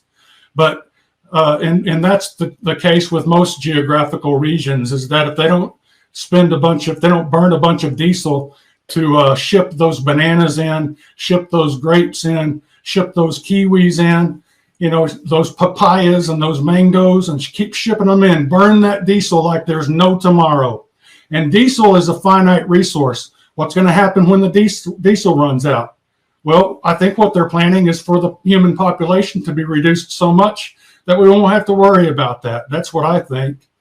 And so, you know, what exactly is veganism? To me, it's a bunch of half-truths that are being told to the population. It's coming from victims of veganism. It's coming from misanthropic activists, animal rights activists. And who's funding these? Well, you know, I've got a video on my channel that illustrates very clearly that Earthling Ed is being financed, at least partially, by a corporation that makes big profits selling neonicotinoid pesticides. These are the same pesticides that are driving many species of wild animal straight into extinction. And so it's a very hypocritical movement. I don't see it as honest. And this conversation that we've had today really wasn't any different than the last 5,000 conversations that I've had with vegans. Thank you so much for that closing statement, Garland. Appreciate it very much. I'm going to move over to Jeffrey and Allie for your closing statement. I will tell you guys both a bit of chastisement from us here in the Crucible. We usually do these debates one-on-one. I consider the two of you showing up to be basically akin to cheating. I'm not exactly sure how we ended up with 2 brains against 1 brain in this debate, but totally and completely unfair. I did allow it just to see where it would go, and it seemed like it didn't make much of a difference. But just saying for future reference, I'm not saying you guys can't come back to the Crucible. I'm just saying that if you do and you have a one-on-one debate, make sure it's one-on-one. Anyway, go ahead. I've seen several of your videos where you had a couple people and it seemed yeah, each individual box has 1 person in it. Okay. Didn't know I had to split. Yeah, anyway, I would just appreciate that in the future. Anyway, go ahead with your closing. All right, yeah, I wasn't, yeah, sorry about that. I wouldn't have, wasn't aware. But yeah, we cleared it with Garland first. Yeah, I maybe that's true, but I'm running the show and I didn't know, right? So the thing is like if he had freaked out and said I'm not debating against 2 people, I definitely would have closed the entire show down and said that that's totally unfair. But since he was fine with it, it went fine, no problem. I don't remember ever clearing that. However, it doesn't bother me. Okay. I don't remember ever being approached with that idea. Now, the last time that we spoke was on a live stream, and the 2 of you showed up together, but you never did say, "Hey, is it okay if both of us team up against you in a live debate on the Crucible?" That was never brought up to me. And if it was, if you check the emails that we've given each other, I most definitely asked you. Okay, but it was okay. I get but it. Okay, I understand. I'm just saying that fundamentally we pride ourselves more than anything on fairness, which I was fair in your guys' entire debate. Can't say anything different than that, regardless of me being on the opposite side of you ideologically. But that to me is fundamentally unfair. So just for future reference, okay? Anyway, go ahead with your closing 7 minutes. There was a light chastisement, believe me, coming from me, light chastisement. Go ahead. Okay, so I guess I'll end off here. Like I said in the beginning, we're aware the plant agriculture and animal agriculture industries are very much intertwined. Again, as a result of increased efficiency in the industries and government subsidies. The fact of the matter is, though, that animals, once we begin integrating them into our food system, even, let's say we're looking at animals for use of, let's say, for regeneration of land, once they start being integrated into our food system, we slip into factory farming, mass exploitation, shipping animals for their flesh and secretions, and all those negative repercussions. Again, I just want to repeat, 9.5 billion land animals are directly killed for food in the US alone each year. And that's not including marine animals. If you include that, that's 55 billion animals killed for direct human consumption. I agree. We agree we can do better in all sectors as far as eliminating this harm, these deaths, and the harm done to the environment. But as it still stands, both the resources needed to raise animals, what goes into maintaining these animals and processing them, we believe it does more harm to the environment. And I yield. Okay, guys, thank you so much for that very spirited debate. I learned a shitload, and I know the chat did too, actually from both sides. That was actually very good. I really appreciate it. Sometimes when you do the studies debate, they can be very dry and boring, but surprisingly, I found this one extremely informative, and I appreciate it very much. So I'm going to hop into the callers, and we'll go through some callers here. Big Hoss, can you hear me? Okay. Yes. Thank you for waiting so patiently in the background. I appreciate it very much. Go ahead with your question. Who it's for? My question is for Mr. Farnes. How do you feel about, instead of the government subsidizing corn and soy, instead we subsidize your proposal of the type of regenerative treatment to those soils so we can have a better world and better livestock, all that? Absolutely, that's exactly what needs to happen. If you were just right now, the livestock subsidies are about 1/100th of the crop agricultural subsidies. So what the vegans do is they try to take like with the soybeans, they take 80% of the subsidies for the soybean industry, and they attribute that money going to livestock. Intellectually dishonest as you can be. If you were to take all the money that's going to the corn and soybean industry right now and funnel that into the pockets of livestock farmers who are motivated to sequester carbon from the atmosphere and put it back in the soil where it once was, so that the soil can grow lush vegetation again without relying on synthetic fertilizers, then that would be a godsend for this country. In fact, it may be our only way out of this situation. And I think that's a great observation and a great option. I just wish that the government wasn't as tied up with the corn and soybean industries and the fertilizer industries. And then Jeffrey Nally, just so you guys know, in the call-in section, you can also engage with the caller on the question, even if the question wasn't directed at you. When the person who it is directed at is finished, if you want to engage with this, you can go right ahead. Yeah, I don't think any subsidies should go towards anything food. I think all subsidies should be abolished. I just disagree. I think it'd be very helpful, but no. Okay. Did you have anything else, Big Hoss? No, Garland, you did amazing. Thank you. I don't Big care Hoss. if you were slow. You did awesome, man. Thank you, brother. Well, Big Hoss, Big it's Hoss, really helpful to be slow because, like, you sound a little slow, Big Hoss. What's going on with that? What's going? I'm just from Alabama, dude. What you mean? What you talking about slow? Thank y'all. Anyway, go ahead. Finish your call. I'm sorry. No, I was just going to tell Garland he did awesome, and I think it's really productive to be slow a little bit more because like it helps digest the conversation more and not get wrapped up in like fast questions that get out and then the conversation gets sidetracked. But I mean, it's really refreshing to hear. It was really great. Yeah, Thank you. yeah, I appreciate the call, Big Hoss. Have Thank you, yourself Big Hoss. a wonderful night.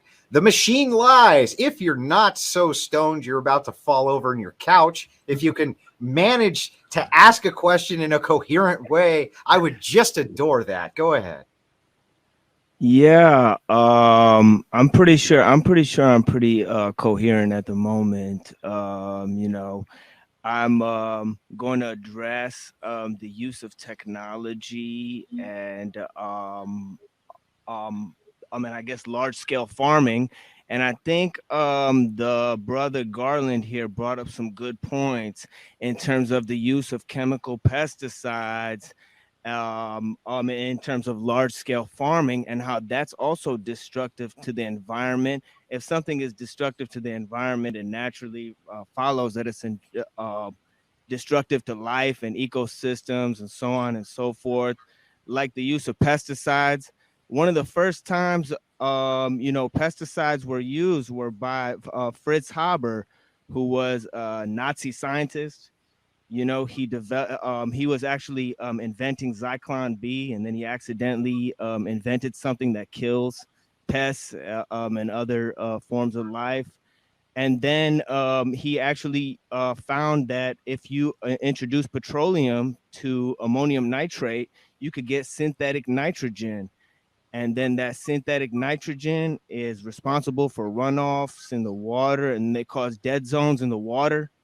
So, I mean, all the damage to life and ecosystems and animals is being caused not by animal farming, but by the use of industrial technology that's used for large scale monoculture that destroys biodiversity and all forms of life. So wouldn't you oppose the use of large scale technology and go back to simpler methods of farming? Like Brother Garland is doing, when they turn all these fucking lights and computers off, we're going to have to rely on what Brother Garland is doing and not on what Jeffrey and Ali are doing, because that method would put us into the use of scientists, put us into the hands of scientists, industrial scientists that we need to produce pesticides that are actually destroying the environment.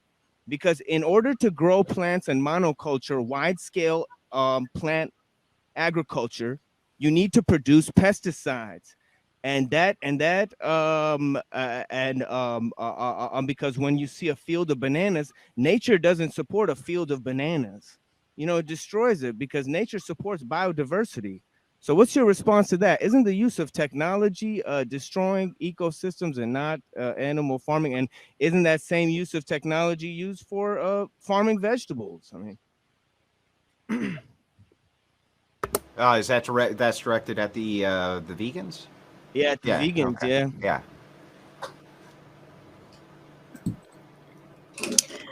Yeah. So, like, as I referenced in my closing statement, the ideal vegan world, at least with us vegans, I hear what you're saying. The ideal vegan world would incorporate permaculture, the use of more perennial grains for human consumption, more, home farms. I mean, I see there's a lot of work that can be done as far as living holistically with the land, not necessarily incorporating animals and still, eating plants while still regenerating environments and human conditions in societies. If that answers your question. Did you have a follow-up? Machine lies. If you have a follow-up, you can ask it. Well, if Brother Garland would like to interact with that statement, that would be fine. Yeah, the answer that Ali gave right there to me just seemed very, very hollow. Talking about well, we can produce perennial greens for human beings to eat, but we just make sure that we don't do it with animals. You know, what you're talking about is you're talking about the destruction that's being caused by the pesticides, which are all petrochemicals.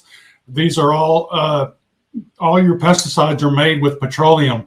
Petroleum is a finite resource. At some point, you're going to run out. So veganism is a dead-end street. And Is in land fact, a finite resource? right now, when are you going to hit a wall with your grass-fed in the Midwest somewhere? You're going to hit a wall pretty quickly if you're going to be feeding billions of people. It's not as easy. We have factory farming now for a reason, because there's no other way of doing it without factory farming. that's absolutely not. Land is definitely a finite. That's absolutely not true. Land is finite, but we're not going to run out feeding animals off of the natural fauna and flora. Like I explained to you earlier, Jeffrey, I used Joel Salatin as an example, and he's getting more than 400 cow days per acre now from the lush vegetation that he's produced, from the enriched soil that he's produced using rotational grazing of ruminant animals. What is 400 cow days per acre? That means 1 acre can feed 1 cow 400 days straight. And he's getting more than 400 cow days per acre now. Coming from? It comes from the sky. Do you think when a cow drinks the water that it goes into a black hole? Raining? What if you don't have a lot of rainfall? What if... Yeah, is it regionally dependent? Sorry. Yeah. Like, you're talking about in an ideal circumstance. Maybe on your farm you can do that, but for billions and billions of people, you're not going to be able to do it in the U.S. without us living amongst the cows. Well, and then feeding the people in the cities. What are they going to do? They can't have a cow, several cows in their yard. Well, we don't have to have several cows in our yard, but we do need to have more family farms. We need people to move out of the cities and into the country. The more small farms we have, the more food security we have. And this whole idea of everyone living in cities, that is a blown over the United States. Please let me finish. Farm. It looks like a huge farm. Yeah, that's absolutely correct. The use of large scale food production that's supported by monoculture, that's supported by international trade. In order to grow a plant for monoculture, you have to use pesticides and petrochemicals. So why won't you address that? You need global corporation, you need scientists for this vegan project to take off. Well, we're not. We had a big discussion before this, and we agreed that clearly things aren't being done right today. And so we're kind of past that point. We're kind of trying to, set this thing to rest so we can move on to other things. But we're not doing anything right now. I mean, if anything, the researching this topic has shown us that the how awful the plant agriculture is along with the animal agriculture. It's both really, really bad. And there absolutely could be different ways of doing it. But, I disagree that we're not doing anything right. I think the regenerative rotational grazing of ruminants. Please let me speak. Sounds like running a generator to put carbon in the ground. Let him finish. Jeffrey, let him finish his point. I think the regenerative ruminant grazing operations, they are growing. You've got these carbon credit programs that are getting rolling very good. It's giving farmers like me an incentive to do that carbon sequestration, get that carbon back into the soil. And we're able, just like Joel Salatin, just like Greg Judy, just like Gabe Brown, we're able to stockpile natural forage for the winter time so that we don't have to feed grains and rely on crops at all. So that crop agriculture, all those pesticides, all that petroleum reliance goes out the door. We don't need it. And so we're doing something right. There is no equivalent to that in the crop agriculture world. There is no equivalent to that. And then let them respond, Garland. Go ahead, Jeffrey. I haven't seen any studies that say any of this regenerative stuff actually works long term. How long have you been doing it? I've only been doing it for 5.5 years now. Yeah, so that doesn't really, and how much acreage do you have? That's not relevant. Sure it is. We're not going to get into personal information. Do you want to know? You want my tax returns? Yeah. No. How much acreage you have? Why don't we talk about the principles of conventional grazing? How much money did you make last year, Jeffrey? It's none of my business, right? Yeah. I'm not going to ask personal comparison, bro. All right. All right, we'll leave this be. Machine Lies, thank you very much for the call in. Appreciate it very much. Have a wonderful night. Rob Knorr, can you hear us okay? I can. Can you all hear me? We can hear you. Yeah. Go ahead with your question, Thanks. who it's to. So I have two questions. I'll be very brief, but one to each side. My first question's for Jeffrey and Allie. I was wondering, I understand there's a dispute on the facts of sort of how much pollution and everything's going with vegan farming versus animal farming. But my question to you is, if Garland Farms could convince you that he was actually correct, that actually it's more damaging to our environment and even to animals to have sort of an increased vegan farming or an elimination of animal farming, would you then consider it to be more ethical to eat meat?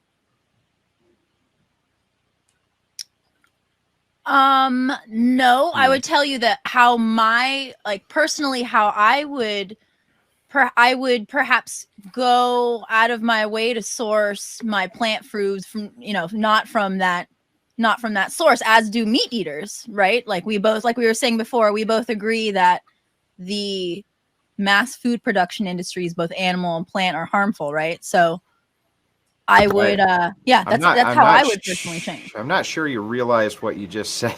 But go ahead, Rob. I'm sorry. Yeah, I mean, even if, let's say that was a possibility for you, you would then have to admit, when it came to the greater population at large, the billions of people that live in this world that would rely on getting protein from things like animal farming, if it is more ethical and actually better for the environment overall, clearly you would say the moral thing would be to increase that animal farming because we need to feed this population in the most ethical way possible, correct? I wouldn't be, but there's still other facters here that, like I said, like the sheer animal death count, the sheer animal death count involved, in the industries. There's still other things that, I wouldn't. Can I say something? It would be so unrealistic for him to convince us that nothing would. I mean, it doesn't. That's often the case with lefties. But I mean, I won't believe it even if it's true. I like the honesty. Right? I like the honesty. Are we lefties? Did you just? I don't know. I would guess most definitely not. Oh, well, no. If I found the numbers were closer, I would definitely do a lot more, activism work as far as getting the numbers changed, and working within the system with the farms to get those numbers changed. But I don't think it's super unrealistic. I'll just say this, and you can take this from, I'll admit that I'm biased, but I will say this, as trying to be as objective as possible, I think that Garland made some very compelling arguments. So I think that it would be incumbent on you, if you really are interested in this ethical position, to have a good faith effort to look at the information he sent you, because as an observer, I found it compelling. We said, well, he sent all of his information today, several hours ago, so we didn't have a lot of but we spent a lot. We did equal amount of research. Jeffrey, I sent you information yesterday and you told me to cut it down. You said to reduce the information. You sent me 45 citations. You wanted to limit what I could talk about. Winning on a technicality is not winning. You were sending new ones an hour before the show, so Rob, Nonetheless, we've looked at everything he's sent. And it's a bunch of stuff, and there's some stuff that's good, and there's some stuff that's really bad and outdated. Mr. Crucible, can I say something to Rob? Yes, you can, Mr. Farms. I wanted to point this out. You'll always see and hear vegans giving you exact numbers on the number of animals that we kill for food, because those animals are important enough to us that we actually count them.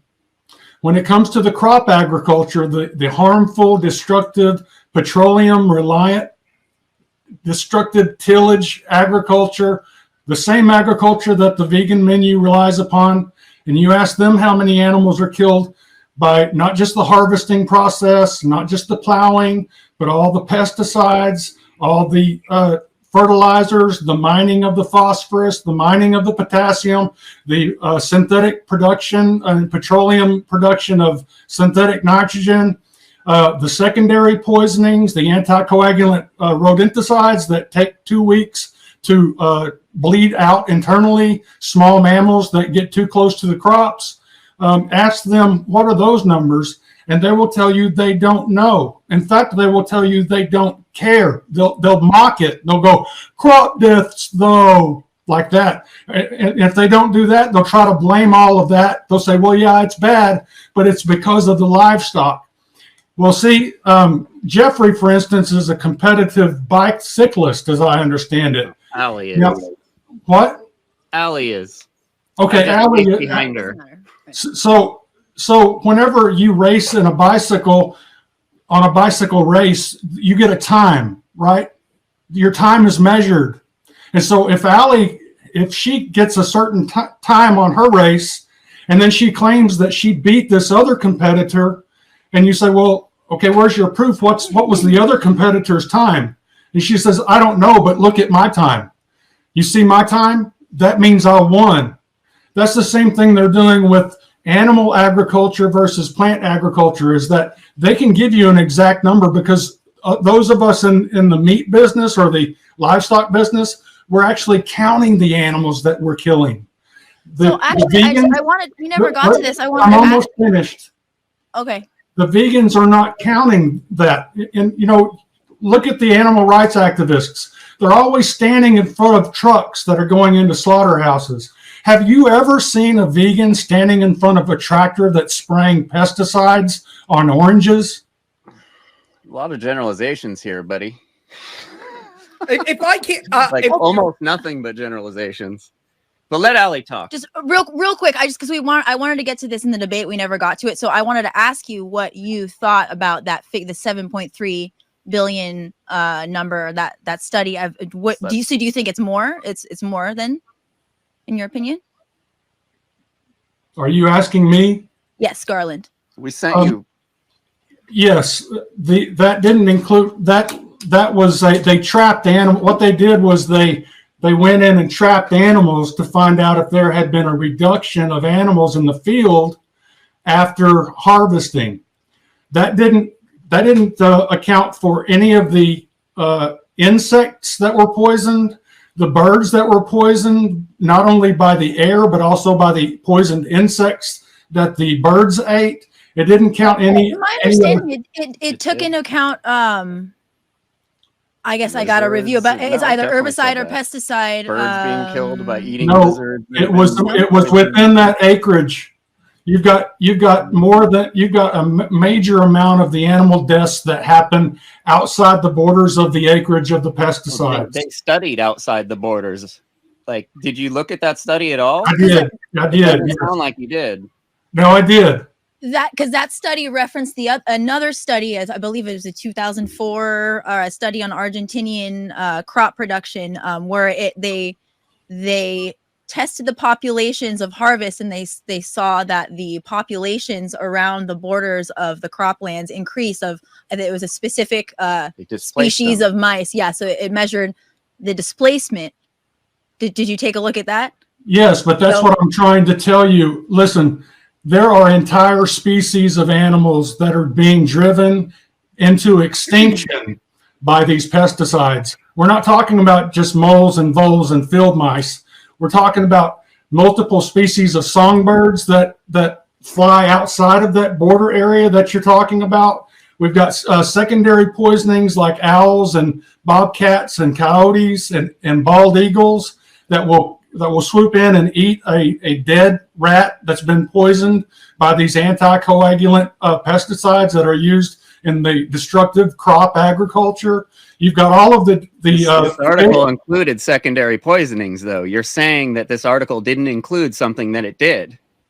It No, did it include didn't. You can't. secondary No, poisoning. no, you can't. You can't quantify that, Jeffrey. You can't. You can't Read the quantify article, that. Garland. Well, Just because you look on the periphery of a field and you say, okay, around this field there were this many animals and this many dead bodies that we found. There are going to be dead bodies that aren't there anymore because they were picked up and eaten. If a cougar comes in and finds a dead rat on the periphery of an orange orchard and eats that rat and then walks back to its cave and dies in its cave, it's not going to end up in your study. And the other thing is all of these agrochemicals. When they test it the next day and they don't find as many animals, they know some have passed away. That's what, like, you got to read the study, dude. No, you're not. You're not talking about. You're not talking about. All, right, you're not getting the full spectrum. So that we don't belabor the point. I think we got the point from both sides. Rob, did you have another question? You said you had one for both sides. Yeah, if you don't mind, Garland, I just wondered if you could talk real quick. I live in rural Pennsylvania in an area where family farms have dwindled by 80% in the past 40 years. You mentioned that a lot of the studies that they were doing were from these big corporations, places like Monsanto. I was wondering if you could just briefly tell the audience stories I've heard from family farms around here about the power that Monsanto has in our government. I've actually known family farms that have been investigated at the behest of Monsanto to make sure that they are quantifying every single pesticide they have, every single seed that they have, to make sure they're not trying to replant the genetically modified Terminator seeds that Monsanto has created, and how powerful the corporation is in diminishing the lives of family farms and helping to increase factory farms. Absolutely. Most of the vegans that I've talked with are completely against eating organic vegetables and fruits and grains because of the inherent reliance of organic farms, that they have on the livestock industry. You've got to bring in that manure from the cows. They don't want anything to do with that. So they would rather rely upon petroleum-derived nitrogen, mined phosphorus, and mined potassium. And so the kind of farm, the Monsanto farm that you described, is the typical type of agriculture relied upon by those in the vegan movement. And so they are supporting that Monsanto model. And but directly to your point is, yes, it's so bad, Rob, that you have things like pesticide drift. You've heard where they spray pesticides on an apple orchard and it drifts over and it kills another farmer's crops. And in most cases, the farmer that was harmed doesn't have, the courts won't support a lawsuit against the guy who poisoned his crops.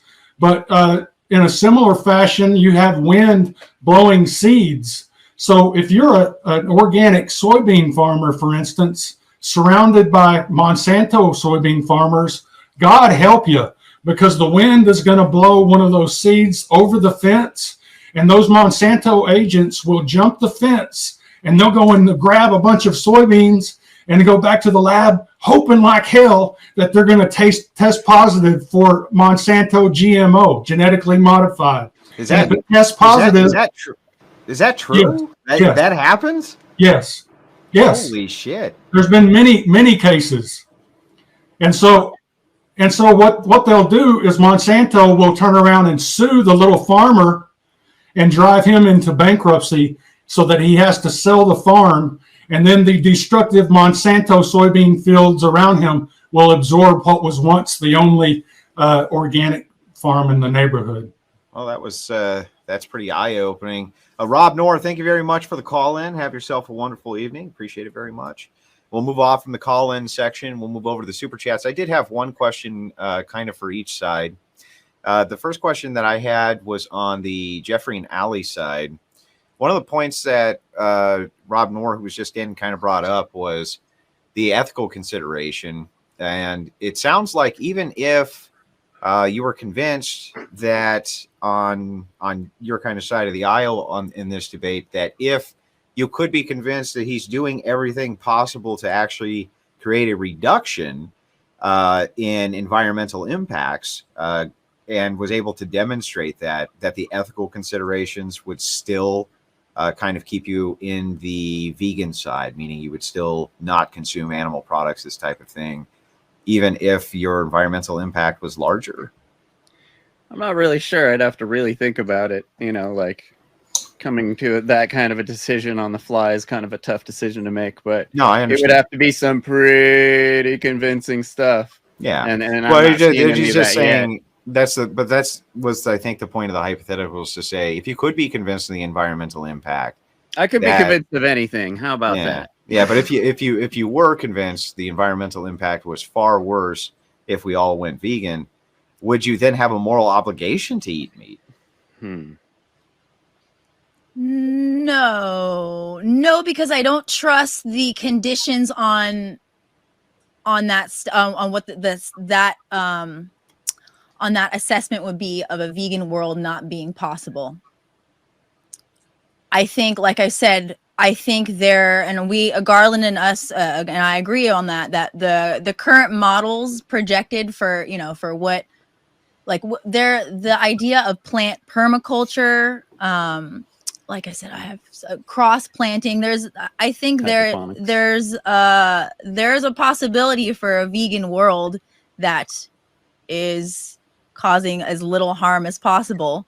And so, yeah, so no, I would have problems with that. And then I had a question. So when you asked, like, would you say, you're saying, would we begin purchasing from like meat from regenerative farms, like only, like, is that what you're saying when you No, ask, just like, the hypotheticals looking for necessary entailment. So it's saying if it could be demonstrated beyond all reasonable doubt that for sure 100% you knew for a fact that the vegan diet caused a much worse environmental impact than a carnivorous diet, do you feel that you would be morally obligated then to eat meat because of this impact of the environment? So that's what it's looking to solve. And so I'm going to kind of actually ask Garland the same exact question. Garland, if it was demonstrated to you 100% without any doubt whatsoever that the vegan diet caused the least amount of environmental impact, would you say that you would have to significantly change your farming practices, and would you then stop consuming animal products? I would have to ask you to broaden your question to include, does that mean that I could also hypothetically get an optimal nutrition from plants? Because no, this is just environmental. That's it. This is just an environmental question. So just saying, if the impact of the environment was such that you found out that the consumption of animal products caused a much greater environmental impact than a vegetarian-based, plant-based diet or did for environment, would you then feel obligated to shrug off animal-based foods? Not speaking to the diet at all. And that might be a reason why you wouldn't. I have no idea. That's the curiosity of the question. I know that a 100% plant-based diet is deficient in certain nutrition. So I would not sacrifice my health and the health of my family and people that I love for the environment.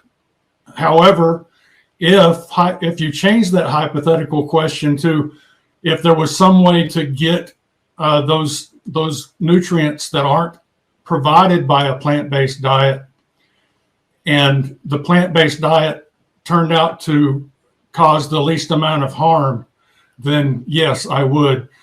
As long as those vitamins were coming from plants that I could access rather than being sent to me in a plastic bottle from some corporation that I would have to indefinitely trust. Damn.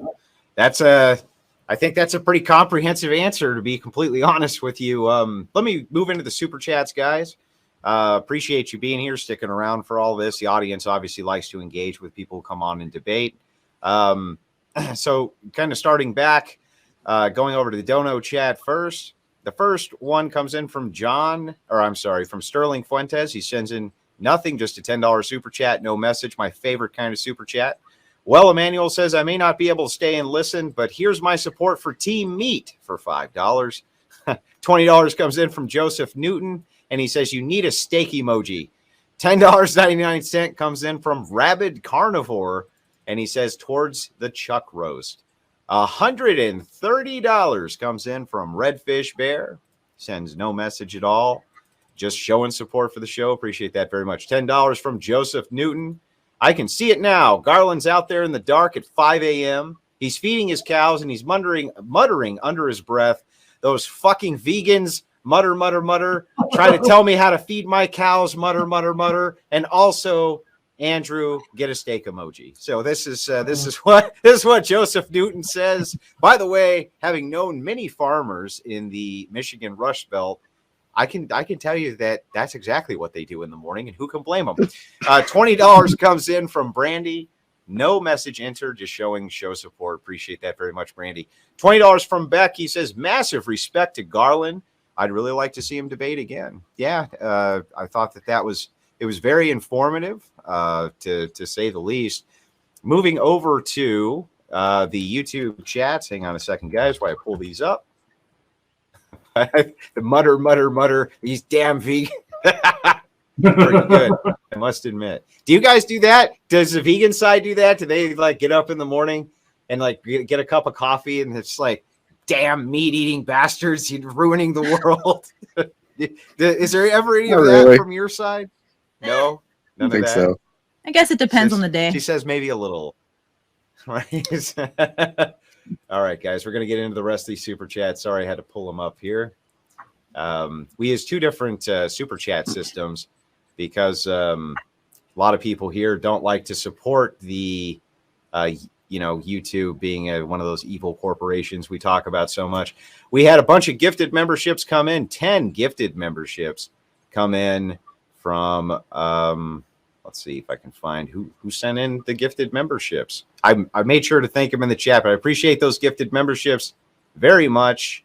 A lot of people like throwing things at debaters, and you can only do that under the channel. Georgie of Porgy sends in a $5 super chat and says, T-bone steaks can also double as a great shanking tool. And I'm sure he saw that in a movie somewhere, right?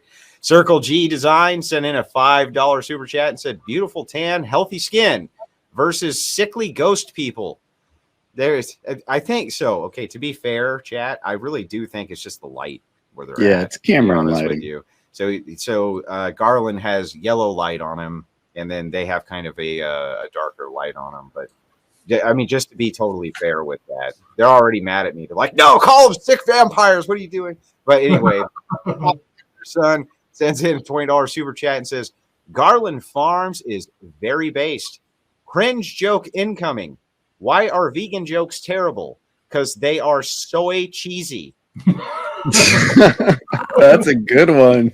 Got out of the vegan cult 3 years ago. I don't even know if I've heard a vegan joke. Yeah, well, like he had an one actual more. vegan joke with a punchline. That's pretty good. One more in it. He says, I'm so glad I got out of the vegan cult 3 years ago. It was a huge mistake to be vegan that whole time. Little play on words there. Oh boy. Yeah, terrible jokes, but still kind of funny. Lisa B sends in $10, says absolutely nothing, just showing channel support. Appreciate that very much. Reverend Coffin's other son sent in another $10 and says, I just wanted to send in another 10 to say Garland Farms is very based, and blessings to him. It was Very Moss, by the way, who gifted those 10 Crucible memberships. Appreciate that very much. Bunch of membership renewals tonight. And Made by Jim Bob sends in a $20 super chat, and he says, Rachel, use this to make Andrew a nice steak. Not trying to beat up on the vegans on this one, but I like me a really good steak. I'm not going to lie. Jacob S sent in a $5 super chat and says, regeneratively managed livestock will increase carbon sequestration and nutrient cycling biodiversity. This improves the earth. What say you, Allie? And I'll actually put this in the chat and pull it up. Sometimes it's easier for people to actually read them. So let me do that for you real quick. Yeah, let me pull it up. Andrew, can I get a drink of water real quick? By all means, go ahead. Okay. So Jacob, here's the super chat for you, Allie. Yeah, cool. So okay, so yeah, this kind of touched on what I was talking about before about me personally as a vegan, not being against animals being used. I mean, I'm not against bees being used to pollinate plants. And I think there may be a place for animals being used to regenerate lands, perhaps. I would have to do a little bit more research on it. But again, I don't think, I think it's a slippery slope once we start incorporating those livestock into the human food system. Yeah. What about the idea, Allie, that many vegans use as a moral argument that we're enslaving animals? If you were to use animals in this particular way that you're talking about, would that be animal enslavement? Perhaps. I mean, I've heard this argument as like with pets as well. I mean, it's like, yeah, I've heard it with pets too. you know, yeah. So it's kind of hard. I think I don't think it's black and white. I think there's a definite gray area. I don't deny, you know, humans, we possess higher mental capabilities and intelligence than animals, as we would, you know, control our kids and little babies from walking into, you know, we control them. Are they our slaves, or our children our slaves? It's kind of, you know, it's a gray area. Gotcha. Okay.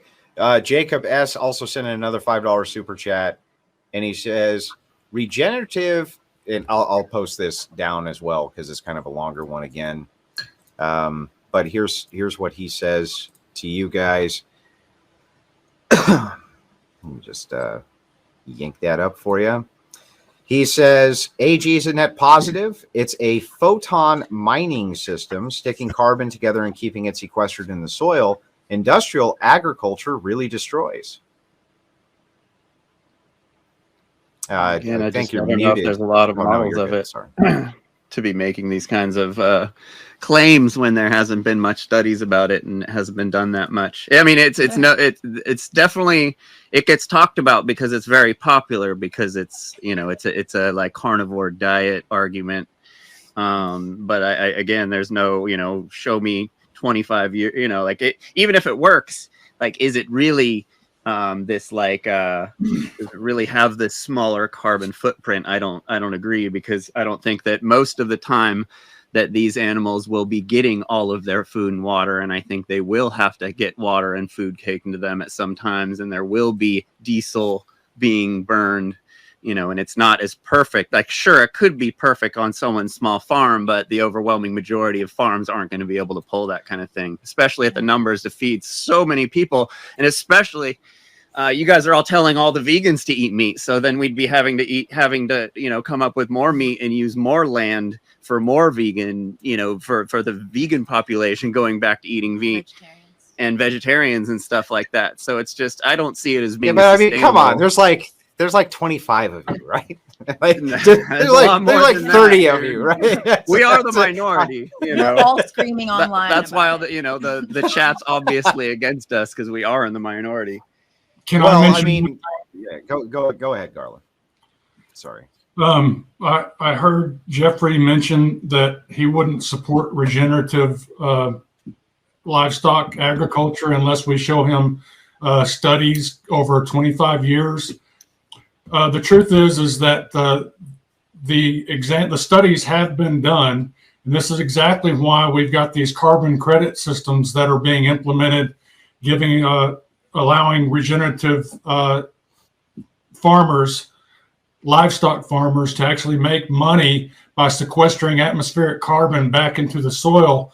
But talking about waiting 25 years, that you're saying, these carbon credits, these are private corporations that are offering these, private corporations. So you mentioned we have to wait 25 years. We've already got the science. We already know it works. We don't have 25 years.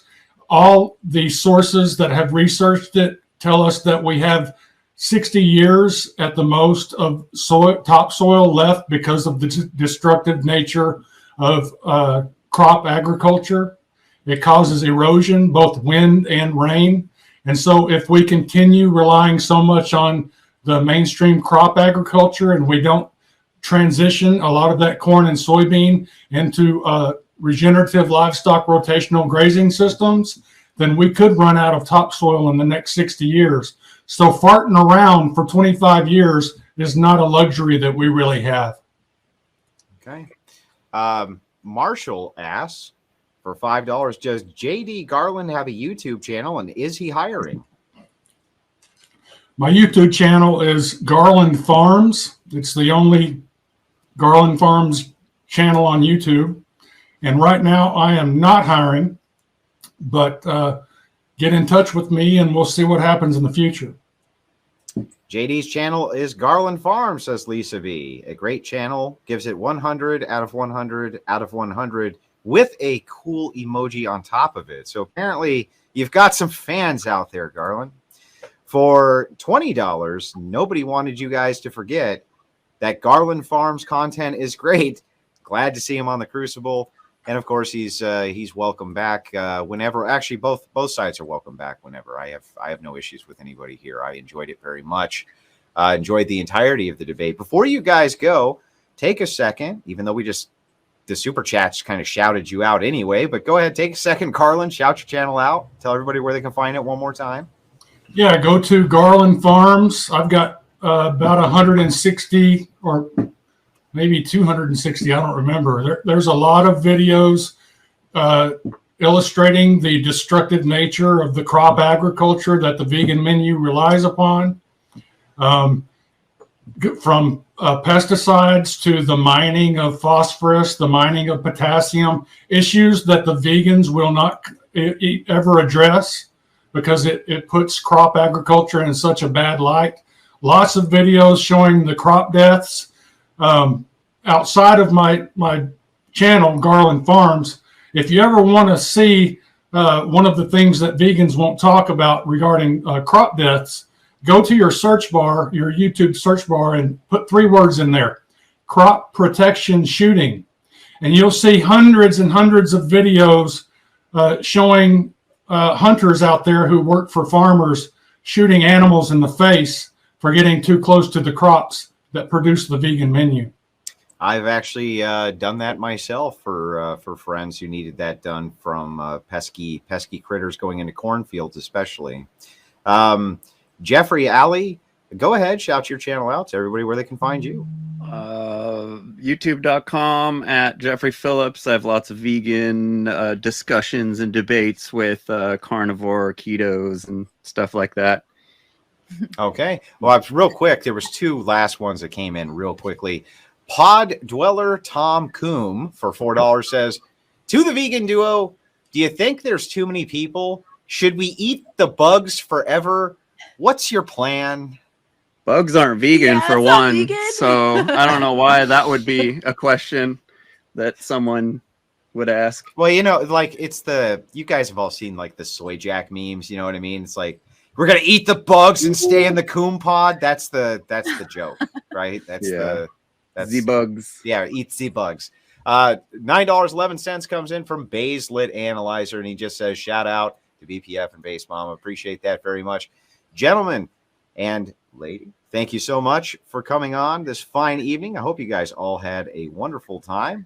And from all of us here at the Crucible, to all of you out in Crucible land, have a wonderful night.